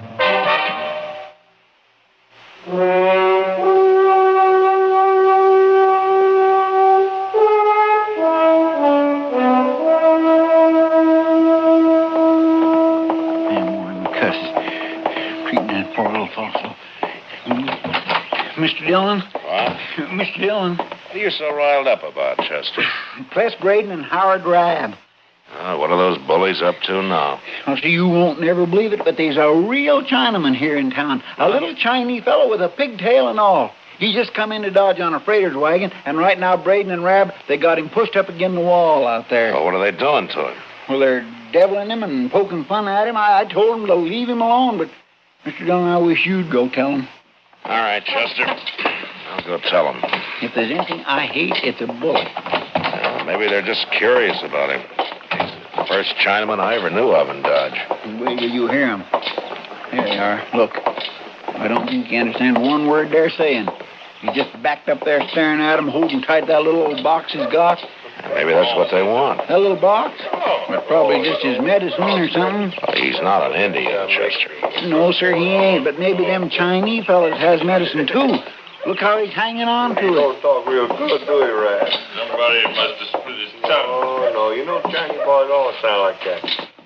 Now, look, good fella, I'm just asking you one more time. What are you doing in Dodge? Oh, me catch a job. Me all the time working hard. Oh, job, huh? Well, I sure hope you ain't brought your family with you. No family. One man and one boy. All the same me. Well, that's one good thing. Why shouldn't the man have a family, Reb? Oh, yeah. Hello, Marshal. I said, why shouldn't he have a family? Oh, well, you want a lot of Chinamen running around loose here?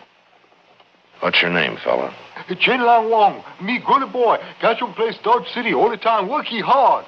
Chen, I'm the U.S. Marshal here, and you're welcome in Dodge. You can stay here as long as you like. What are you mixing in this for, You got no business protecting him, Marshal. He's just dirty fawn, ain't he? Except for the Indians, we're all foreigners here, Braden. Chen, I told you you're welcome, and you are. And if either one of these men bother you again, you come and tell me about it. Now, look, Marshal, you look at that little box he's got. That's probably full of money that he stole somewhere. No money. Chen no stealing no money. Oh, who's gonna believe you? Get out of here, you two. Huh? Go on, move. See about this later. I never heard nothing like it. The law protected. Chen no like you bring trouble, Marshal. I'll worry about the trouble, Chen.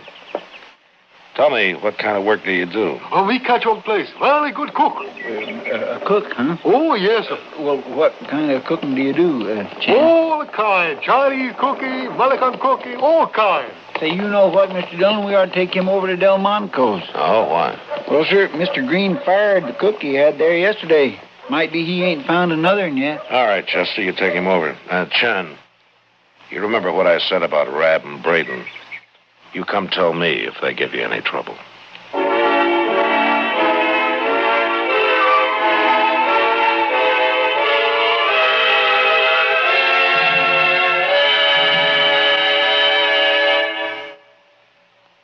Millions know that the best laxative ever made is Haley's M.O. And now you can get it in a wonderful new flavored form. Yes, flavored Haley's M.O. Just imagine. It's a laxative that tastes so good, everyone will be delighted with it, children and adults alike. And remember, ordinary laxatives provide only a certain amount of relief. For irregularity is usually accompanied by acid stomach upset, and ordinary preparations pass right through your stomach without helping one bit. But because Haley's M.O. contains the two most widely approved and time-tested ingredients known, it works first in your stomach to relieve excess acidity, and then where other preparations act to relieve irregularity. By giving you thorough relief, Haley's M.O. makes you feel better, infinitely better than ordinary preparations do. And Haley's M.O. is so gentle, it's recommended even for surgical patients. So buy Haley's M.O. today. Look for the big letters M-O on the package. Get either the plain form or the new flavored Haley's M.O.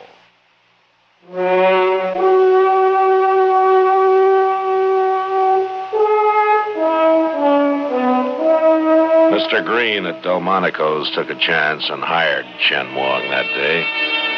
And it turned out he wasn't lying about being a good cook, and neither was he lying about working hard.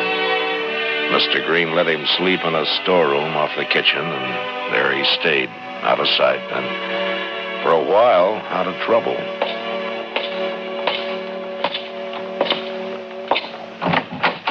Oh, hello, Matt. Come in. Hello, Doc.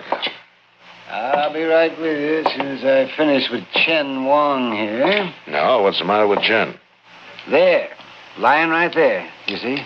That's what was the matter with him. He lost a tooth, aren't you? There you are, Chen. I'm through. See, you better let me take a look at that in a day or two, huh? Thank you, Doctor. I'll come back. How much do I owe you? Oh, $1. May I pay you next time? See, I won't get my salary from Mr. Green until Saturday. I have no money except for that. Oh, sure, Chen, anytime. Chen, the first time I saw you, you were being a very good Chinese boy, all the time working hard, catch 'em job, that sort of thing. Isn't that how a Chinaman's supposed to talk, Marshal? Well, I thought it was, till just now. Oh, some of my countrymen do talk like that, Marshal. English is a very difficult language for us. Oh, what about you? I was more fortunate than most. When I first came to America, I worked for a man who was very kind. He taught me, made me study and practice several hours every day. Oh, I see. Well, why were you talking the other way when I first saw you? Experience has taught me that many men resent a Chinaman who does not talk the way they expect him to. I wish to avoid trouble. Chen's on his way to San Francisco, Matt. He's going home as soon as he can save up enough money for his passage. Oh, well, I wish you luck, Chen. Thank you, Marshal. Well, I must get back to work now. Good day, gentlemen. So long, Chen. Goodbye. Yeah. He's a nice fella. Yeah, he is. I believe him about being broke, too. Doc, why shouldn't you, Doc? Haven't you heard? Heard what? Pless Braden and Howard Rabb. They've been saying Chen's got lots of money. Now, they say he keeps it hid in that little box of his. Oh. Yeah, with that kind of talk going around, Chen's in trouble. There are men besides Braden and Rabb who would murder him for his money and not even think it was a crime. Suppose you're right, Nat. I think I'll catch up with him and have a talk, Doc. I'll see you later.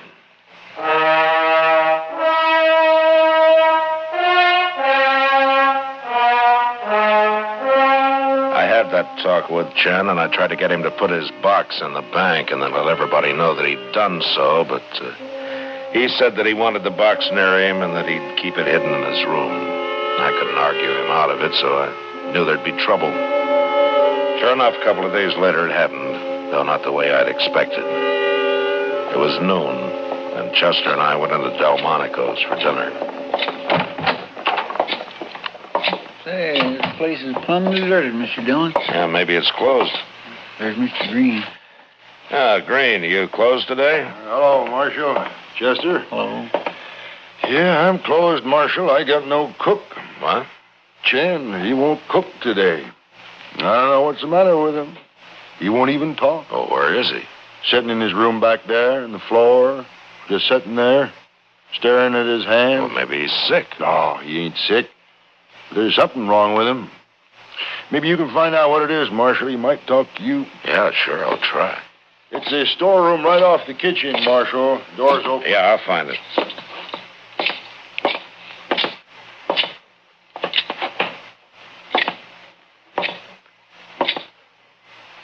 Hello, Chen. Hello, Marshal. Okay, can I come in? I'd like to talk to you. Come in. How's your tooth?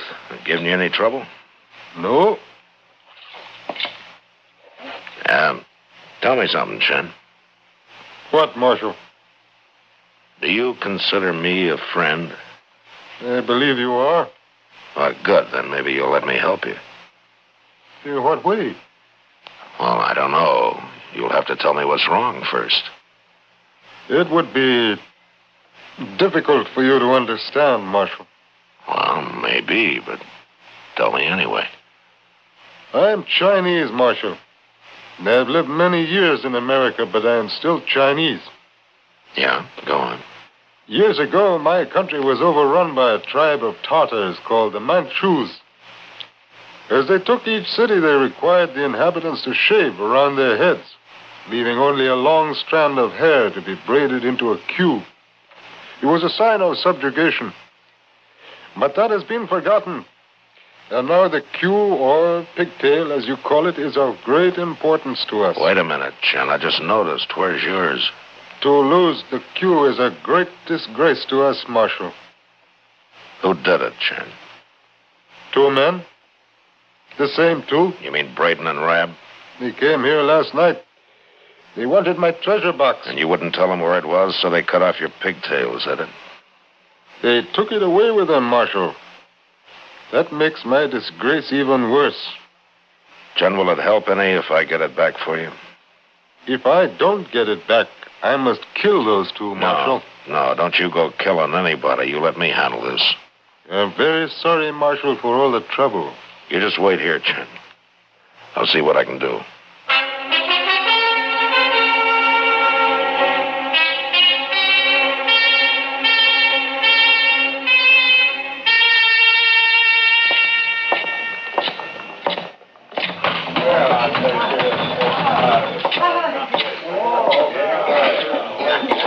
Yeah, if it ain't Marshal Dillon. You gonna buy us a drink, Mark? I thought I told you men to stay away from Chen Wang. Chen Wang? Now what's he hollering about? His pigtail. He wants it back. I don't know what you're talking about, Marshal. Yes, you do. Chen's lying to you, Marshal. All them heathen foreigners is lying. Rab. I want that pigtail now. Where is it? I don't know nothing about it, I tell you. It was not us, honest. Now, Marshal, we did not do it. Maybe I ought to beat the truth out of you. Oh, we're telling you the truth now, Marshal. I don't believe you. You get that pigtail back to Chen or you're in trouble. No, what do you mean, trouble? You'll find out when it's too late. And there's nothing I can do to stop it.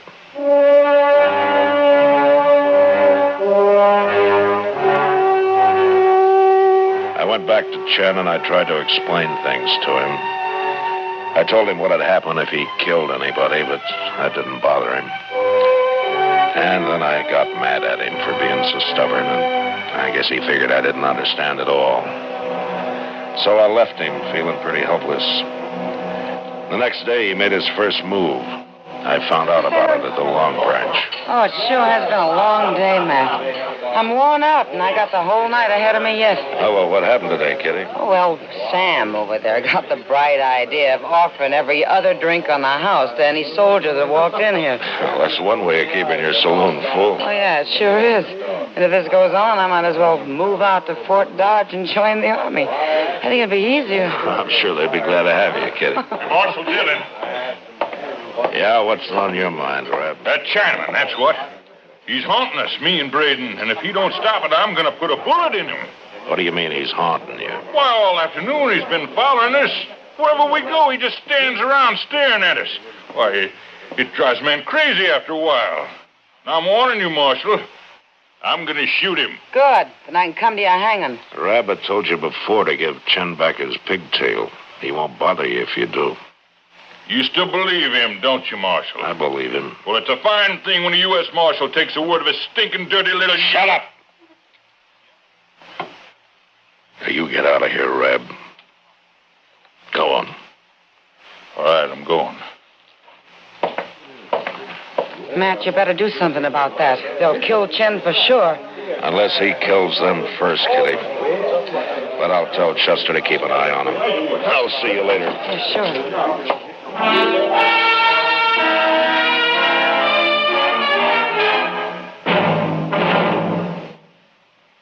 New kind of shoe shine, newly-doo-new, shine-all-a. A one, a two, I tell them what's new. Kids scuffed up shoes take on a dance and shine. With new shine-all-a, the liquid kind. 8, a 9, tell them it dries to a shine. No puffin' and no buffin', it dries to a shine. That new shine-all-a, the liquid kind. Next thing you know, the Shinola folks will be offering to put the shoe polish on for you.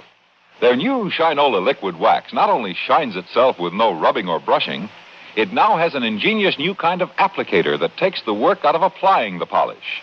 It's a flexible, flat-shaped applicator that bends to the contour of your shoe and eases right into those hard-to-get-at corners. Spreads the polish so accurately, you don't even have to take your shoes off to shine them. And Liquid Shinola's new wax shine is as special as the applicator. It's the fine leather shine you don't have to brush. Why not turn over your family shoe-shining chores to new Shinola liquid wax?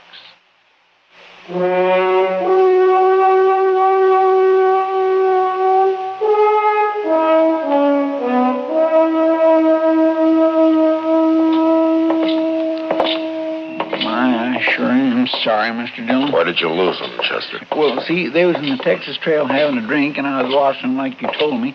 Then Orlo Watts come up and started talking to me, and next I looked, they was gone, all three of them, so I come after you. We'll find them. Yes, I sure do hope so. Jim was carrying his little box, Mr. Dillon, right under his arm. He was... Look over yonder. What's everybody crowding up that alley for? Well, let's go see.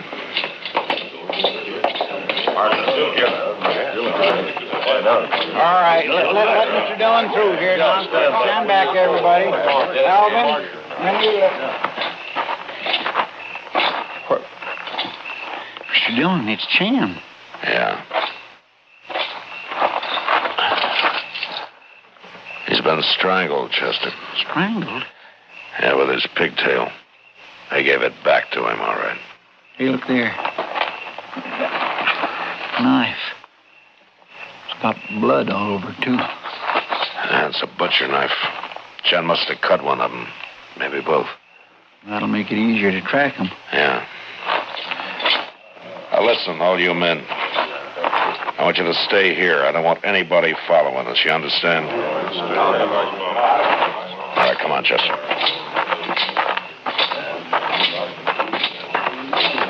Just take it easy. He may be waiting for us. Yes, sir.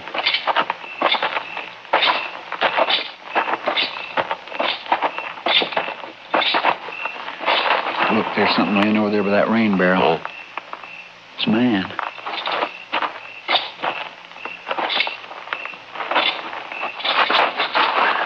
Yeah, it's Howard Rabb, Chester. Looks like Chen cut him up pretty bad. Is he dead? Yeah, he's dead. Now let's find Braden. Get on. Hold back, Marshal. You ain't gonna take me. He's out by that shed there, Mr. Jones. Yeah. You stay here, Chester, and keep down. I'm going to crawl up there to where I can see him. All right. I'll holler at him a little to keep his tension. All right, good. You ain't got no chance, Braden. Get on back, I tell you. That's mighty poor shooting, Braden. You must be awful scared. Did Chen get his knife into you, too? You just stand up one time, Chester. I'll be happy to kill you. You drop your gun, Braden. No!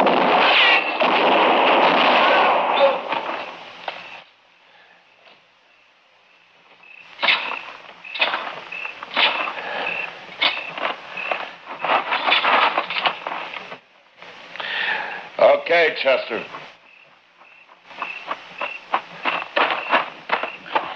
Did you kill him? Yeah, I killed him. Well, I guess you had to. There's Chen's treasure box, Chester. Pick it up, will you? Here it is.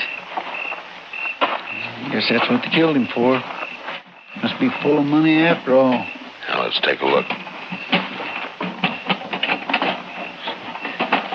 By golly, it is money. Yeah, this much is money. $4. $4. Is that all? That's all. What's that other paper? I don't know. Strike a match, Chester. Hold it over here, huh? Yeah. That looks like some kind of a document, don't it? What's it say? I can't see it very well. Hold it closer. Some of a... Chen Lan Wang was of invaluable service and intelligence. General McClellan's Army of the Potomac. Peninsular Campaign, March 1862. Correct. Wait a minute. Make another light. All right. March 1862, in recognition, something. Chen Lan Wang is hereby granted full citizenship of the United States. Signed, Ulysses S. Grant, President. Well, I'll be doggone. Well, it looks like Chen wasn't exactly a foreigner after all, doesn't it? Poor little fellow. Chester. Yes, sir. I'm going to take this letter out to Major Honeyman at Fort Dodge. I got an idea he might want to give Chen Wang a military burial. That'd be fine, Mr. Dillon. That'd be just fine.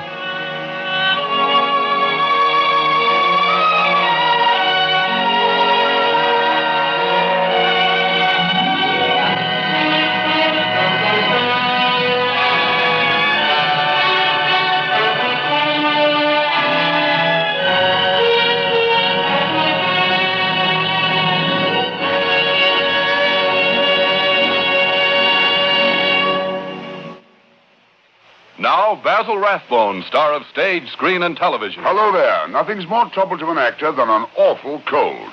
How can you perform? Burning with fever, muscles aching too. I have to get rid of those nasty cold miseries fast. What do you take, Mr. Rathbone? At the first sniffle, I take 4-way. It's the fastest way to stop cold distress, even a virus cold. Right. Of all leading cold tablets, tests prove 4-way is the fastest acting brand. In minutes, 4-way's exclusive formula is feeding amazing relief into your bloodstream. In the same time, other brands showed no sign of relief. No other cold tablet, only 4-way, starts so fast to relieve all these cold miseries. Relieves aches, pains, headache. Reduces fever. Calms upset stomach. Overcomes irregularity. Today, get 4-way brand cold tablets, fastest way to stop these cold miseries. Only 29 cents. If a bothersome cough accompanies your cold, get welcome relief with new liquid 4-way cough and cold medication. Gunsmoke. Produced and directed by Norman McDonald, stars William Conrad as Matt Dillon, U.S. Marshal. The story was specially written for Gunsmoke by John Meston. Featured in the cast were Ben Wright, Lawrence Dobkin, Barney Phillips, and John Daner. Harley Bear is Chester, Howard McNear is Doc, and Georgia Ellis is Kitty. Join us again next week for another story on Gunsmoke. This is the CBS Radio Network. WROW, Radio Row. And that's the end of the recording as we have it. From November 17th, 1957, 66 years ago, for the last hour and a half, almost 2 hours, or hour and a half, I should say, you've been listening to an aircheck broadcast from WROW, Albany, New York, as it aired 66 years ago, November 17th, 1957. We salute the man who made all of this possible, the late Mr. Pat Rispole, who passed away in 1979 at the very young age of 53. Next, we're going to hear an episode of Suspense, which aired Sunday afternoon, November 17th, 1957, an Armed Forces recording 66 years ago, and it'll star a very old screen star at the time, Francis X. Bushman. That's next. But first...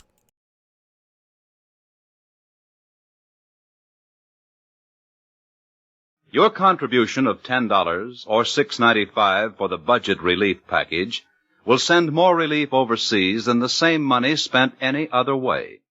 To help people in foreign countries with food or clothing, send your check to Nonprofit Care, New York. That's Care, New York. Send your check, your name and address, and full particulars about who's to get the package. Care will do the rest.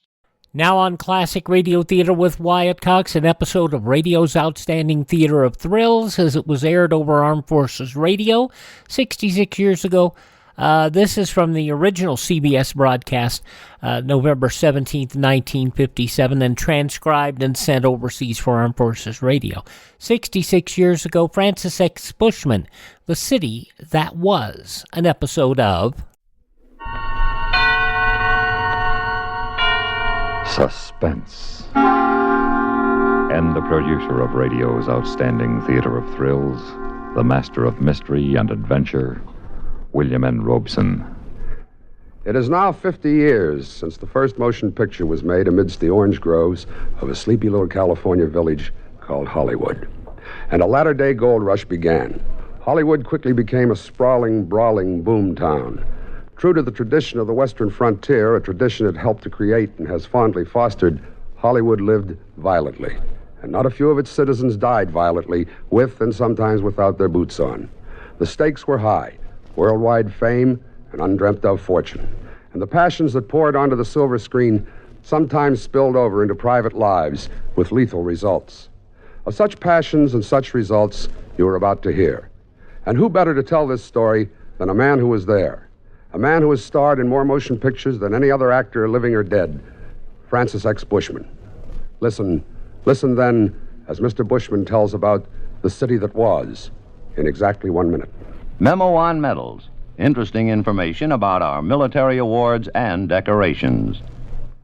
Campaign medals were authorized by Congress in 1905 for all officers and men engaged in specified wars and military action, including such widely divergent battles as the Civil War in the United States and the Boxer Rebellion in China. The Navy and Marine Corps have a special Manila Bay Medal for members of the United States Asiatic Squadron under command of Commodore George Dewey in May of 1898.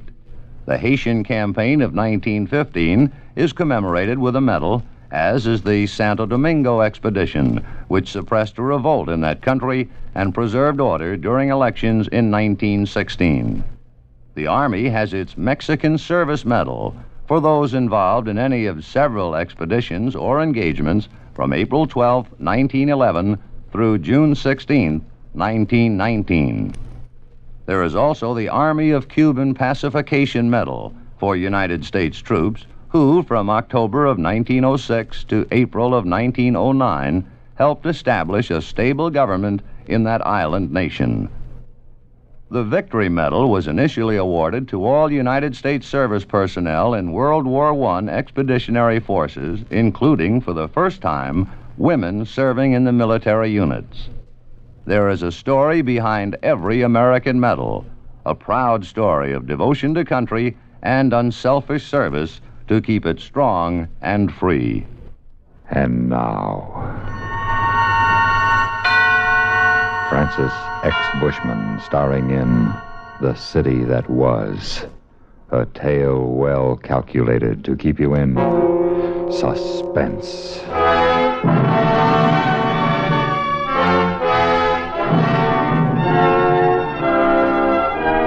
Remember? Yes, I remember the Hollywood of 35 years ago. There was the town for you. It flamed with color, it bubbled with intrigue, and it frequently simmered with sin. Gods and goddesses strolled the boulevard in those days and rode to the studio in their $20,000 custom-built Rolls Royces. It was the era of Valentino and Mabel Normand and Wallace Reed, of Barbara Lamar and William Desmond Taylor and William S. Hart, and the great vamps, Nita Naldi, Paula Negri, and Theda Bara. It was the era, too, of Anthony Kendall, matinee idol, turned movie king, and his leading lady, Rena Chalfant, who used to be called the golden flame of the silver screen. You must remember them, and how they were tied up with that Korsakoff killing. Well, all the facts of that cause célèbre were not told at the time, but they can be told now. And this is what really happened that rainy night in November, 35 years ago. Tony and Rena had finished the long day's shooting. It was nearly 7 o'clock when Tony tooled his big white Cunningham Roadster into the driveway of his Whitley Heights estate. He stopped the car under the arch of the entrance gate and was reaching for the electric control button when a masked figure with a gun stepped out from the darkness. All right, hold it right there. What is this? It's the end of the line for you, big shot. Oh, no. Oh, yes. Here's where your boyfriend gets what's coming to him. Tony, it's Bart Malloy. Oh, it wasn't very smart to recognize me, Rena. Now you go with him. All right, Bart, cut the melodrama. You're drunk. Go on home and sleep it off. I'll see you at the studio tomorrow. There isn't going to be any tomorrow for you two. I'm going to blast you. Look out, Bart, behind you. Oh, Tony, be careful. Let go of that gun, Bart. Let go or I'll... Let go, I said. There. That's better. Now, I'll just unload it so that nobody can get hurt. Here, you can have it back now. Now go home and get some shut-eye. I'll see you in the morning. So you can fire me in front of the whole crew, eh? How did you know that we... Oh, not we. You. I heard all about it an hour ago. Alec Benson didn't want to let me out. You're the one who cut my throat. Oh, why don't you call the cops and do a complete job on me? I have no intention of calling the cops. Why not? That'll make your day perfect. But, look, now suppose we forget all about this, all three of us. Right, Rena? Of course. Yeah, that's big of you. Both of you. Maybe someday I can pay you back. Now go on home, Bart. You need sleep. Sure. That's all I need. Just a little sleep. Thanks, Tony. Thanks for everything. Tony. Yes, darling? Would you mind driving me straight on home? Well, what about dinner? I don't feel much like eating now. I just want to go home. All right, honey. did you ever put Bart on the picture in the first place? Well, he was on the skids. There wasn't a casting director in town that would hire him. Oh, you and your big heart. Don't you know the surest way to make a man hate you is to do him a kindness? Perhaps, but he promised me he'd go on the wagon. So the first day he showed up pink-eyed as a rabbit and chewing cloves to camouflage the smell of whiskey. He's always chewed cloves as long as I've known him. Well, sure he has. It's the trademark of an alcoholic. Tony, he scares me. Oh, now, don't be silly, honey. Bart may be a lush, but he's not a murderer.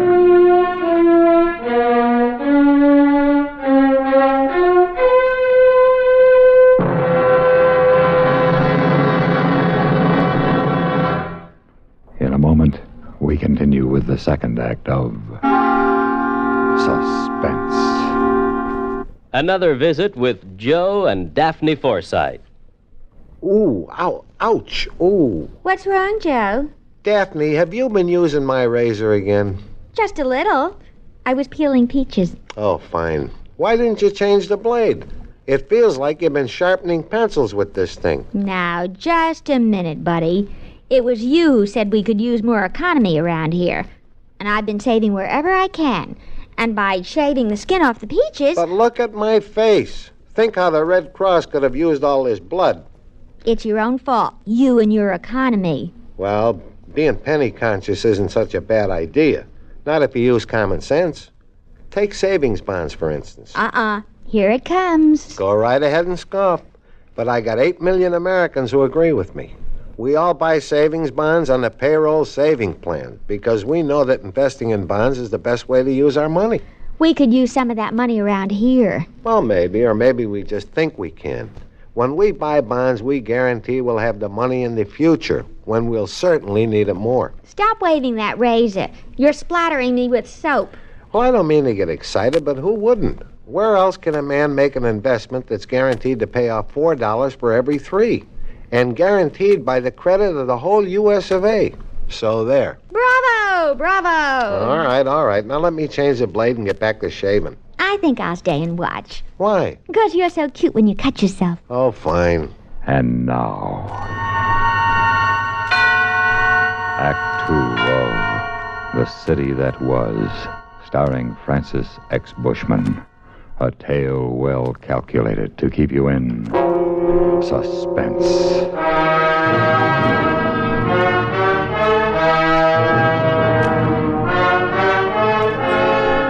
Of course, Bart Malloy didn't take Tony's advice and go home. The evening was still young, and in his misery he needed company. So he headed for Henry's on Hollywood Boulevard. Everybody went to Henry's in those days. It was packed every night with actors, directors, writers, producers, come to see and be seen, and to partake of Henry's wonderful Turkish sandwiches, his fabulous German pancakes, and his fragrant coffee. Malloy is downing cup after cup of it now, each one generously laced with whiskey from his hip flask. Also, he's airing his grievances to Fritz, the friendly waiter, who knows him well. So I take a drink.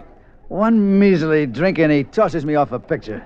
He's a louse. That's what he is. He's a star-spangled louse. Nein, Mr. Malloy, das nicht so. Mr. Kendall is a fine gentleman, a real fine gentleman. Yeah, well, I'll tell you something, Fritz. I'm going to fix your fine gentleman's wagon for him if it's the last thing I ever do. Oh, you shouldn't say such things, Mr. Malloy, especially at such a time as this. Now, just as soon as he's finished his picture, he and Miss Chalfont will be married. Yeah, I know.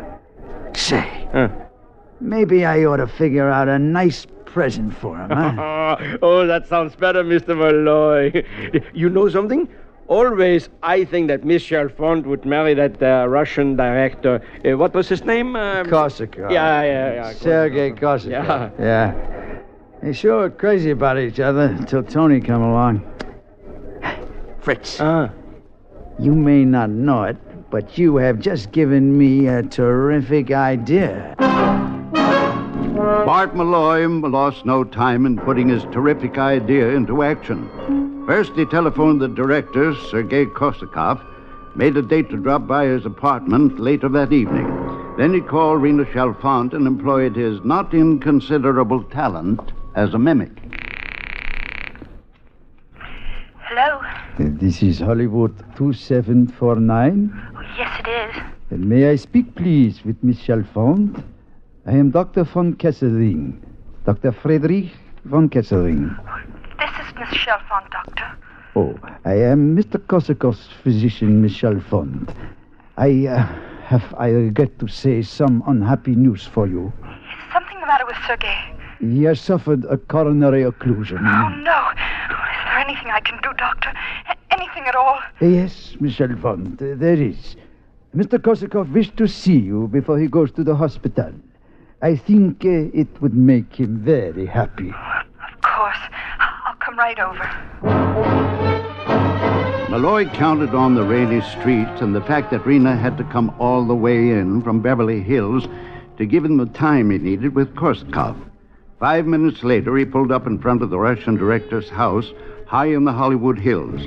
Well, not exactly in front of the house, for it perched 60 feet above the street and was reached by a private elevator which opened on the sidewalk. Very futuristic, a Hollywood showplace of the time, this hideaway of the Mad Russian.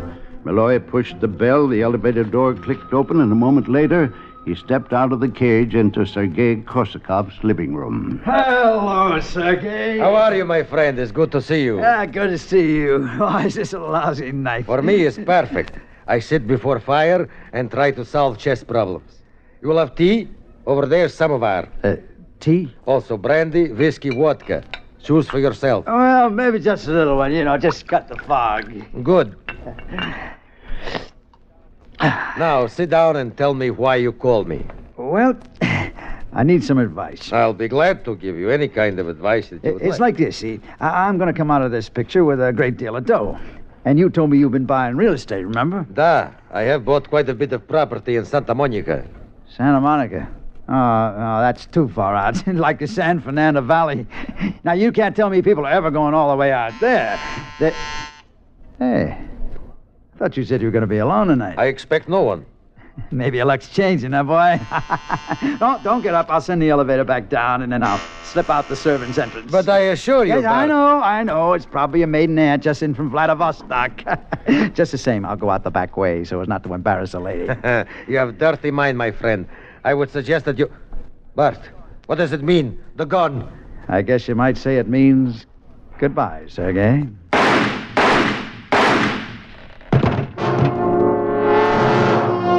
Malloy moved fast now.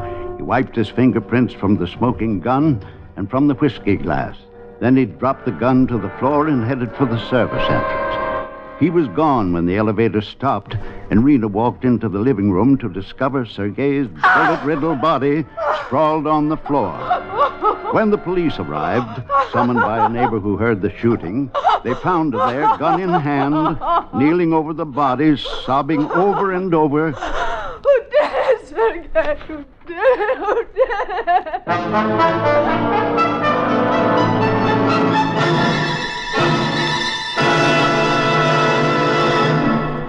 In just a moment, we continue with the third act of Suspense.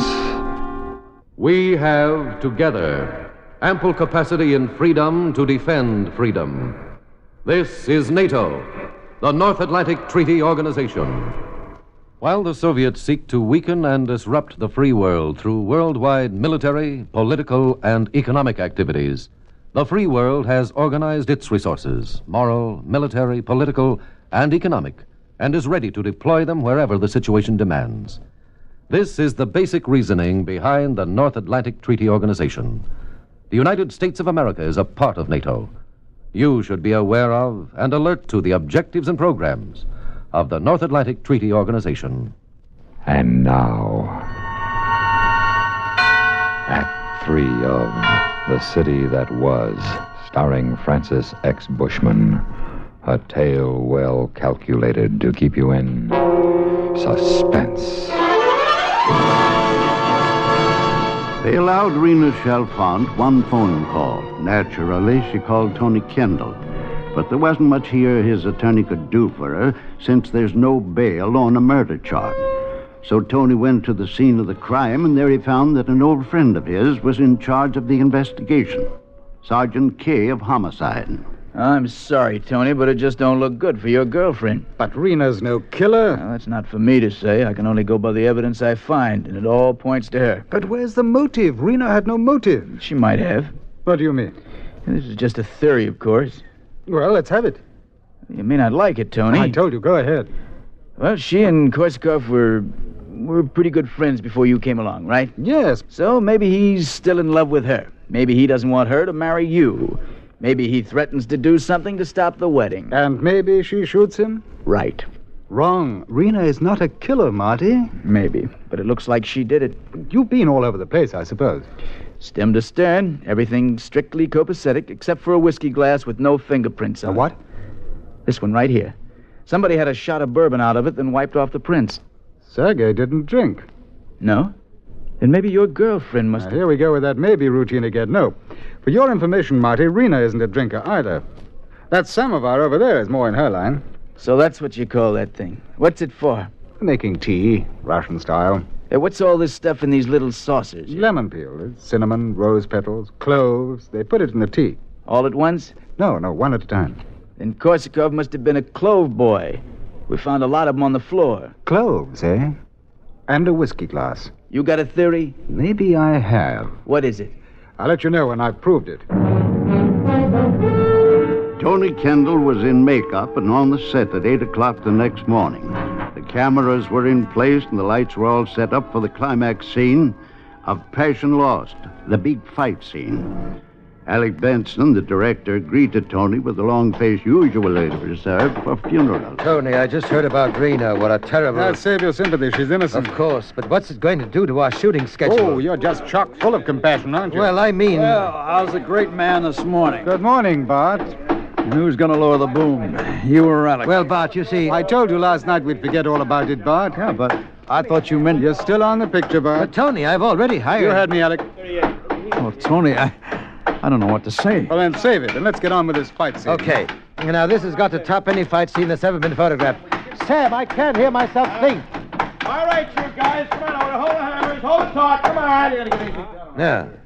Now, we've got to make the brawl and the spoilers look like a chorus boys' picnic. I want... Look where you go, you knucklehead, don't trip over those cables. Will you please knock it off, Sam? You make more noise than the hammers. Oh, sorry, Mr. Benson. Now, let's get the suspense of the fight in Tolerable David, the brutality of Noah Beery and the Sea-Wolf, the cruelty... Hey, look, Alec, why don't you let Bart and me sort of work it out by ourselves? Then we'll tell you how we see it, and then if it's okay with you, we'll try a take, huh? Well, all right. Just call me when you're ready. All right. Come on, Bart, let's block out the action. Let's see, we begin here on the balcony when I find you coming out of Helena's room. You go for your gun, but before you can get it from... Tony, I want to thank you for keeping me on the picture. Well, that's all right, Bart. Now, as I was saying, when you... And I want you to know how sorry I am about Rena. Are you really? Are you really sorry? Oh, I sure am. Rena's one of the... Well, then you'll be happy to know that she didn't kill Korsakov. No? Well, then, who did? You, Malloy. What? You killed him. Oh, you must be out of your mind. What would I want to do a thing like that for? You killed him, and then you framed Rena. You did it for revenge to get back at me. Why, you're talking like a maniac. Am I? What about the cloves that dropped out of your pocket onto the floor? Of course, Korsakov had cloves, too. They were right there by that samovar. That you were there, Malloy, and you killed him. Well, you try and prove it. I won't have to prove it. You're going to admit it. Oh, I am, eh? That's right. I'm going to beat the truth out of you right You keep away from me, Kendall. You keep... Oh, I'm going to fix that pretty face of yours. Hey, Mr. Benson, hey, look. Over there on the set. Well, for the love of... Hey, wait a minute, Tony. Hold it, boys, until we can... It ain't holding, Mr. Benson. Wow, what a wallop. Oh, boy, that sure looked real, didn't it, huh? What are we standing there for? Let's get it on film. Lights, Larry, Paul, start cranking those cameras. All right, you guys, you heard Mr. Benson. Come on, lights, camera. That's fine, Bart. Slam his head against the pillar. Good. Now bring one up, Tony. Bring it up from your heels. That's the idea, real haymaker. You didn't, you Malloy. You killed him. Oh, get the hands off my throat. I can't You tell me the truth, Malloy. You give it to me straight or I'll kill you here and Go now. and release you on that strangle, Tony. The senses in Iowa may squawk about it. Come on, Malloy. This is your last chance. Yes, I did it. I did it. Cut. All right, take the light. Oh, now, look, Tony, I realize I'm only the director around here, but even so, would you mind letting me in on... You tell him, Malloy. You tell him or I'll... I killed Korsakov. Call Marty Kay, will you? Tell him we've got his killer for him and you You better have a couple of the boys keep an eye on Malloy until he gets here. What are you going to do? Me? I'm going over and get my girl out of the jailhouse. And there you have it, ladies and gentlemen, a story out of the Hollywood of the 20s. The city that was. As you know, Rena and Tona Kendall are still one of the film capital's happiest couples. As a matter of fact, I had tea with them last week. Rena served from a great brass samovar. I had my choice of sugar and cream and rum, of course. And then there were small china bowls filled with slivers of lemon peel and dried rose petals and sticks of cinnamon. But do you know something strange? There weren't any clothes.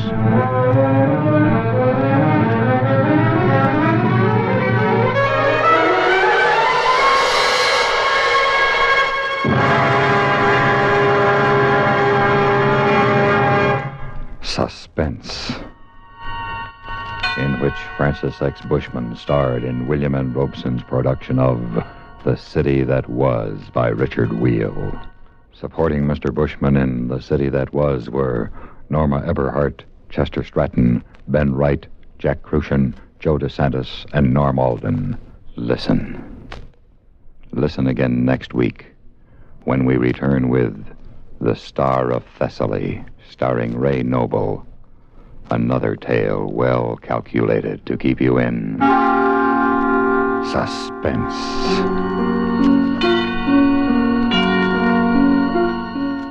An Armed Forces radio recording of Suspense, as it was originally broadcast over CBS November 17th, 1957, 66 years ago. Coming up next, we'll check in with Lum and Abner, go back 82 years to November 17th, and check about the lion.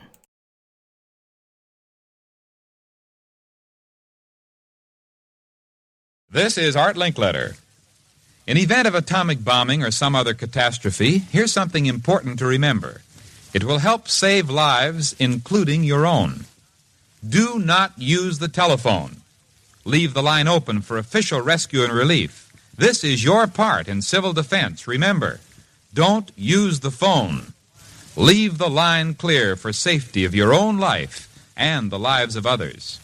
Alrighty, we wrap up this classic radio theater program. Oh, by the way, tomorrow, comedy, George Burns and Gracie Allen, The Great Gildersleeve, Jack Benny on the Hallmark Playhouse, also the Milton Berle Show, and more with Lum and Abner in the library. That's coming up on our Saturday edition of the program. But right now, an episode of Lum and Abner 82 years ago, November 17th, 1941. The makers of Alka-Seltzer bring you Lum and Abner.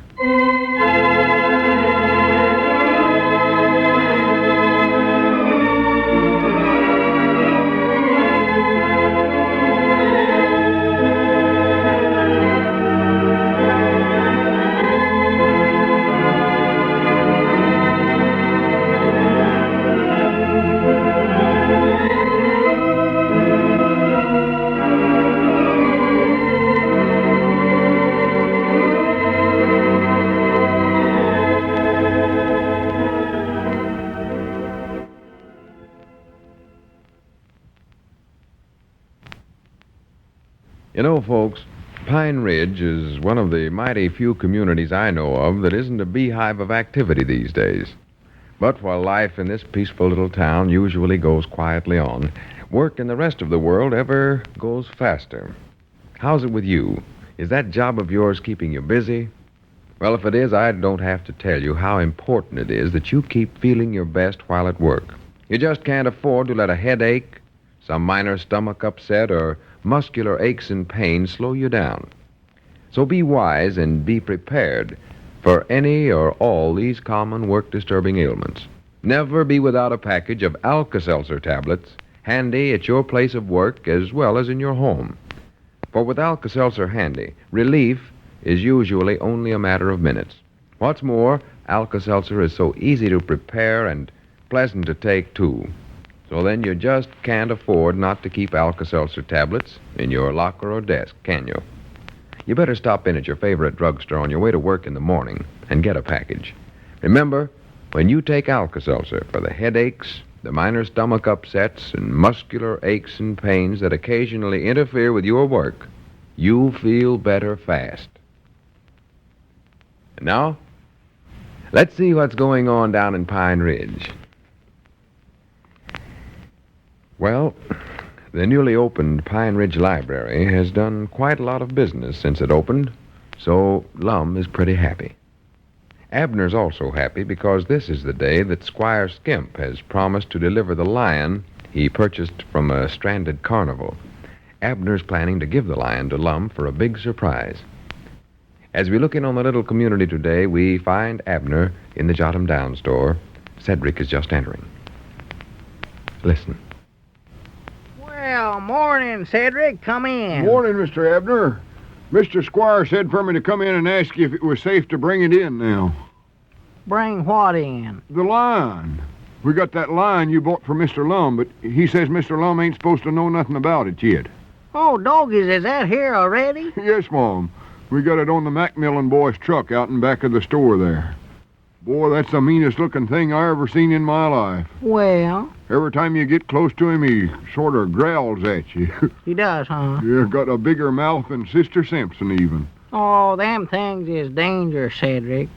Well, I reckon you might as well bring it on in. Lum ain't down yet. Yeah, hurry up. Bring it on in here, Cedric. Well, you want us to take it out of the crate first? Crate? Yes, Mom. It's in a cage with big iron bars on it. Oh, no, my goodness, no. Don't take it out of the crate, Cedric, for goodness sakes. Well, what does Mr. Lum want a lion for? Is he going to start up a circus? Why, no, Cedric. It's for the library. To be honest, it does seem sort of silly, but Lum seen a picture of the New York library, and it had two big lions sitting out in front of it, so natural he wanted some for us. Well, what does the library need lions for? I don't know, just decorations, I reckon. It was sort of Miss Frederick's idea, I think. She was the one that showed Lum the picture. I think that's why he was so bound and determined to get a lion. Thought it'd help him win her. Yes, Mom. Is Mr. Lum in love with Miss Fredericks, reckon? Well, he thinks he is, but he's too bashful to do anything about it. That's why I went ahead and got Squire to get the lion for me. I doggies, I'll get old Lum married yet. I wish it was a circus he is starting. I seen a circus once. Well, he ain't going to put on no show, Cedric. He just won't... Oh, wait a minute. Here comes Lum now. Mom? Lum coming up out there. Now, I doggies, wait a minute. I know what we can do. You fellers just put the lion in the feed room back there. Just set the cage there on the floor, and I'll try to get Lum get rid of him while you're doing it. Yes, Mom. And when you get the lion unloaded, while you go around and come in the front door, and see, that'll be a signal to me that everything's ready to surprise old Lum with. Have you got that now? Yes, Mom. When the lion's all ready, I come in the front door. That's it. Now, hurry up. Scoot on out the back way there before he sees you. And close the door leading out to the feed room so Lum can't see what's going on back there. Yes, Mom, I will. Well, morning, Lum. Yeah, morning, Abner. What you so happy about this morning? Oh, nothing. Just such a nice morning. You going over to Dick Huddleston's to see if the mail's in? Of course not. Mail don't get in for a couple of hours yet. Oh, yeah, that's right, ain't it? Well, it might get in early today, Lum. You better go over and see. Well, that's silly, Abner. Besides, I wouldn't go over there even if it was in, 'cause I got too much library work to tend to. Granny's, we sure done a big business Sunday afternoon, didn't we? Oh, yeah. I think Dick Huddleston wants you to come over and talk to him about some books that he wants to take out, Lum. Well, let him come over here where the books is at. I gotta check over the ones we loaned out yesterday and see if we got 'em straight. Everything was sort of mixed up, and we might have made some mistakes around here. Yeah. Let's see, where's that list I made out? Is this it here? Yeah, I believe it is. Yeah, that's it. Yeah. Here we are. Outgoing books to date. Doggies, Lum, you need a haircut, you know what? I'll tell you what, I'll watch the store if you want to run down to Mose Moots's barber shop and get one. For goodness sakes, Abner, are you trying to get rid of me or something? Well, Why, no. I just figured a head librarian ought to keep himself looking nice. I look all right. Let's see. Outgoing books to date. Clarabelle Seastrong taking out Elsie Densmore Makes the Grade. Check. Uncle Henry Lunsford taking out, you must have jotted this one down, Abner. I can't make it out. Huh? You recollect what book Uncle Henry taken?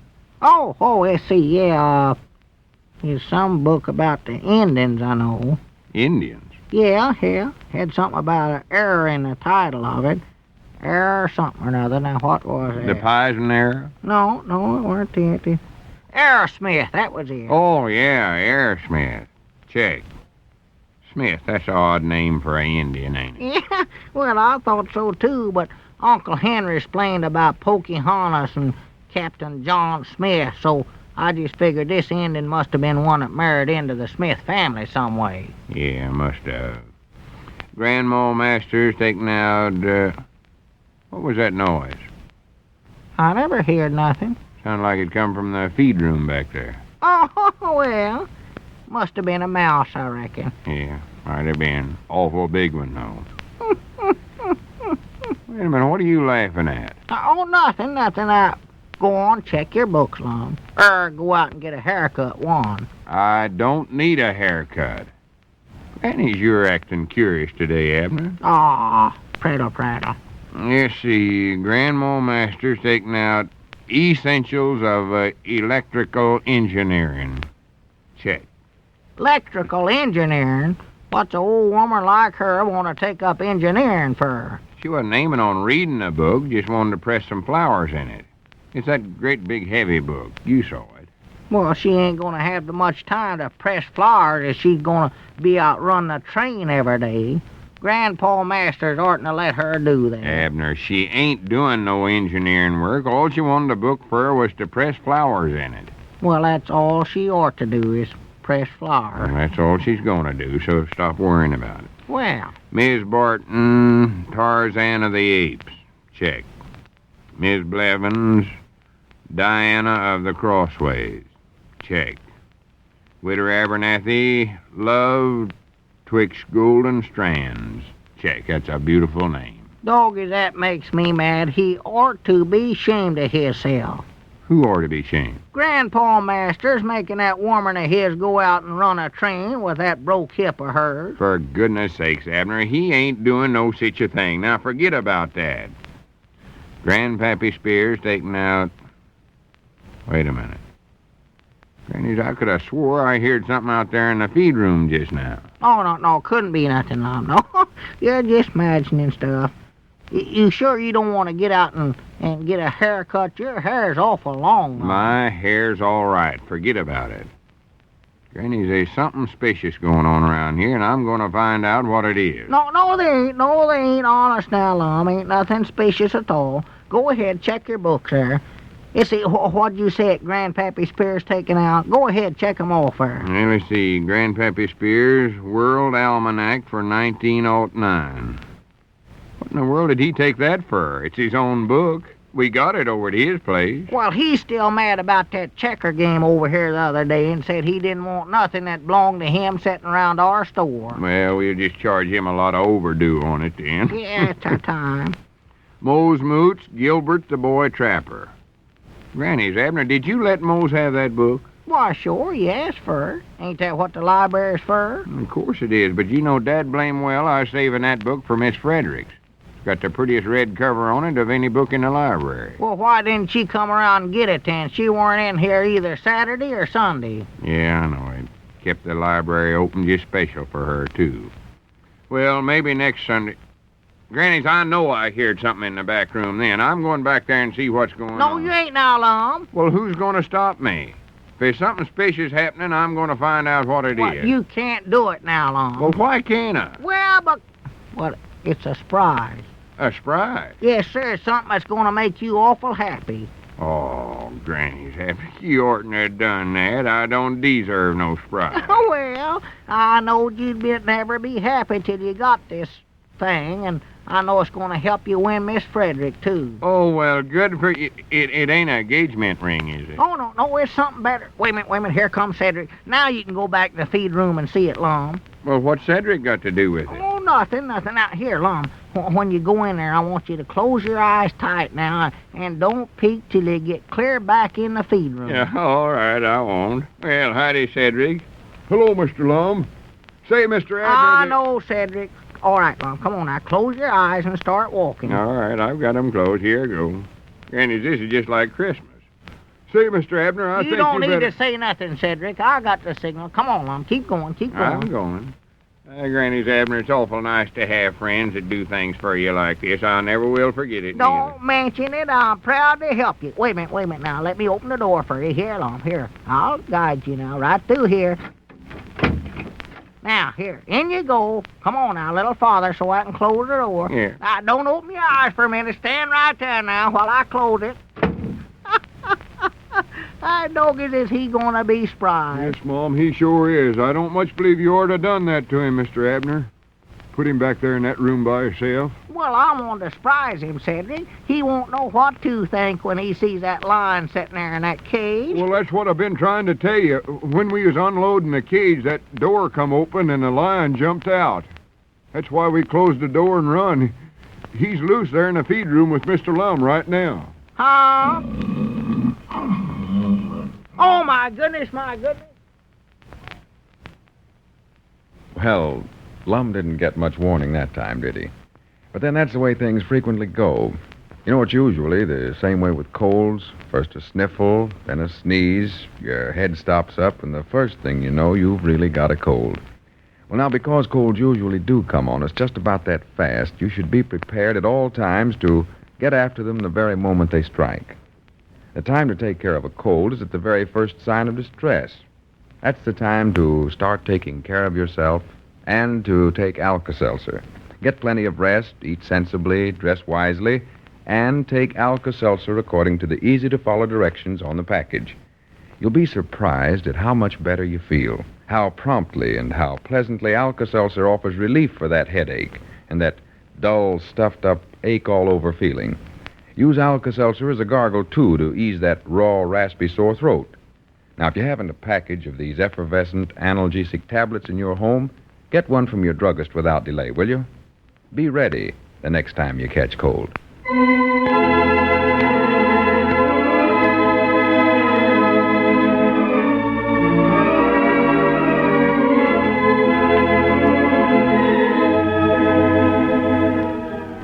Well, let us hope that Lum doesn't need something more serious than Alka-Seltzer.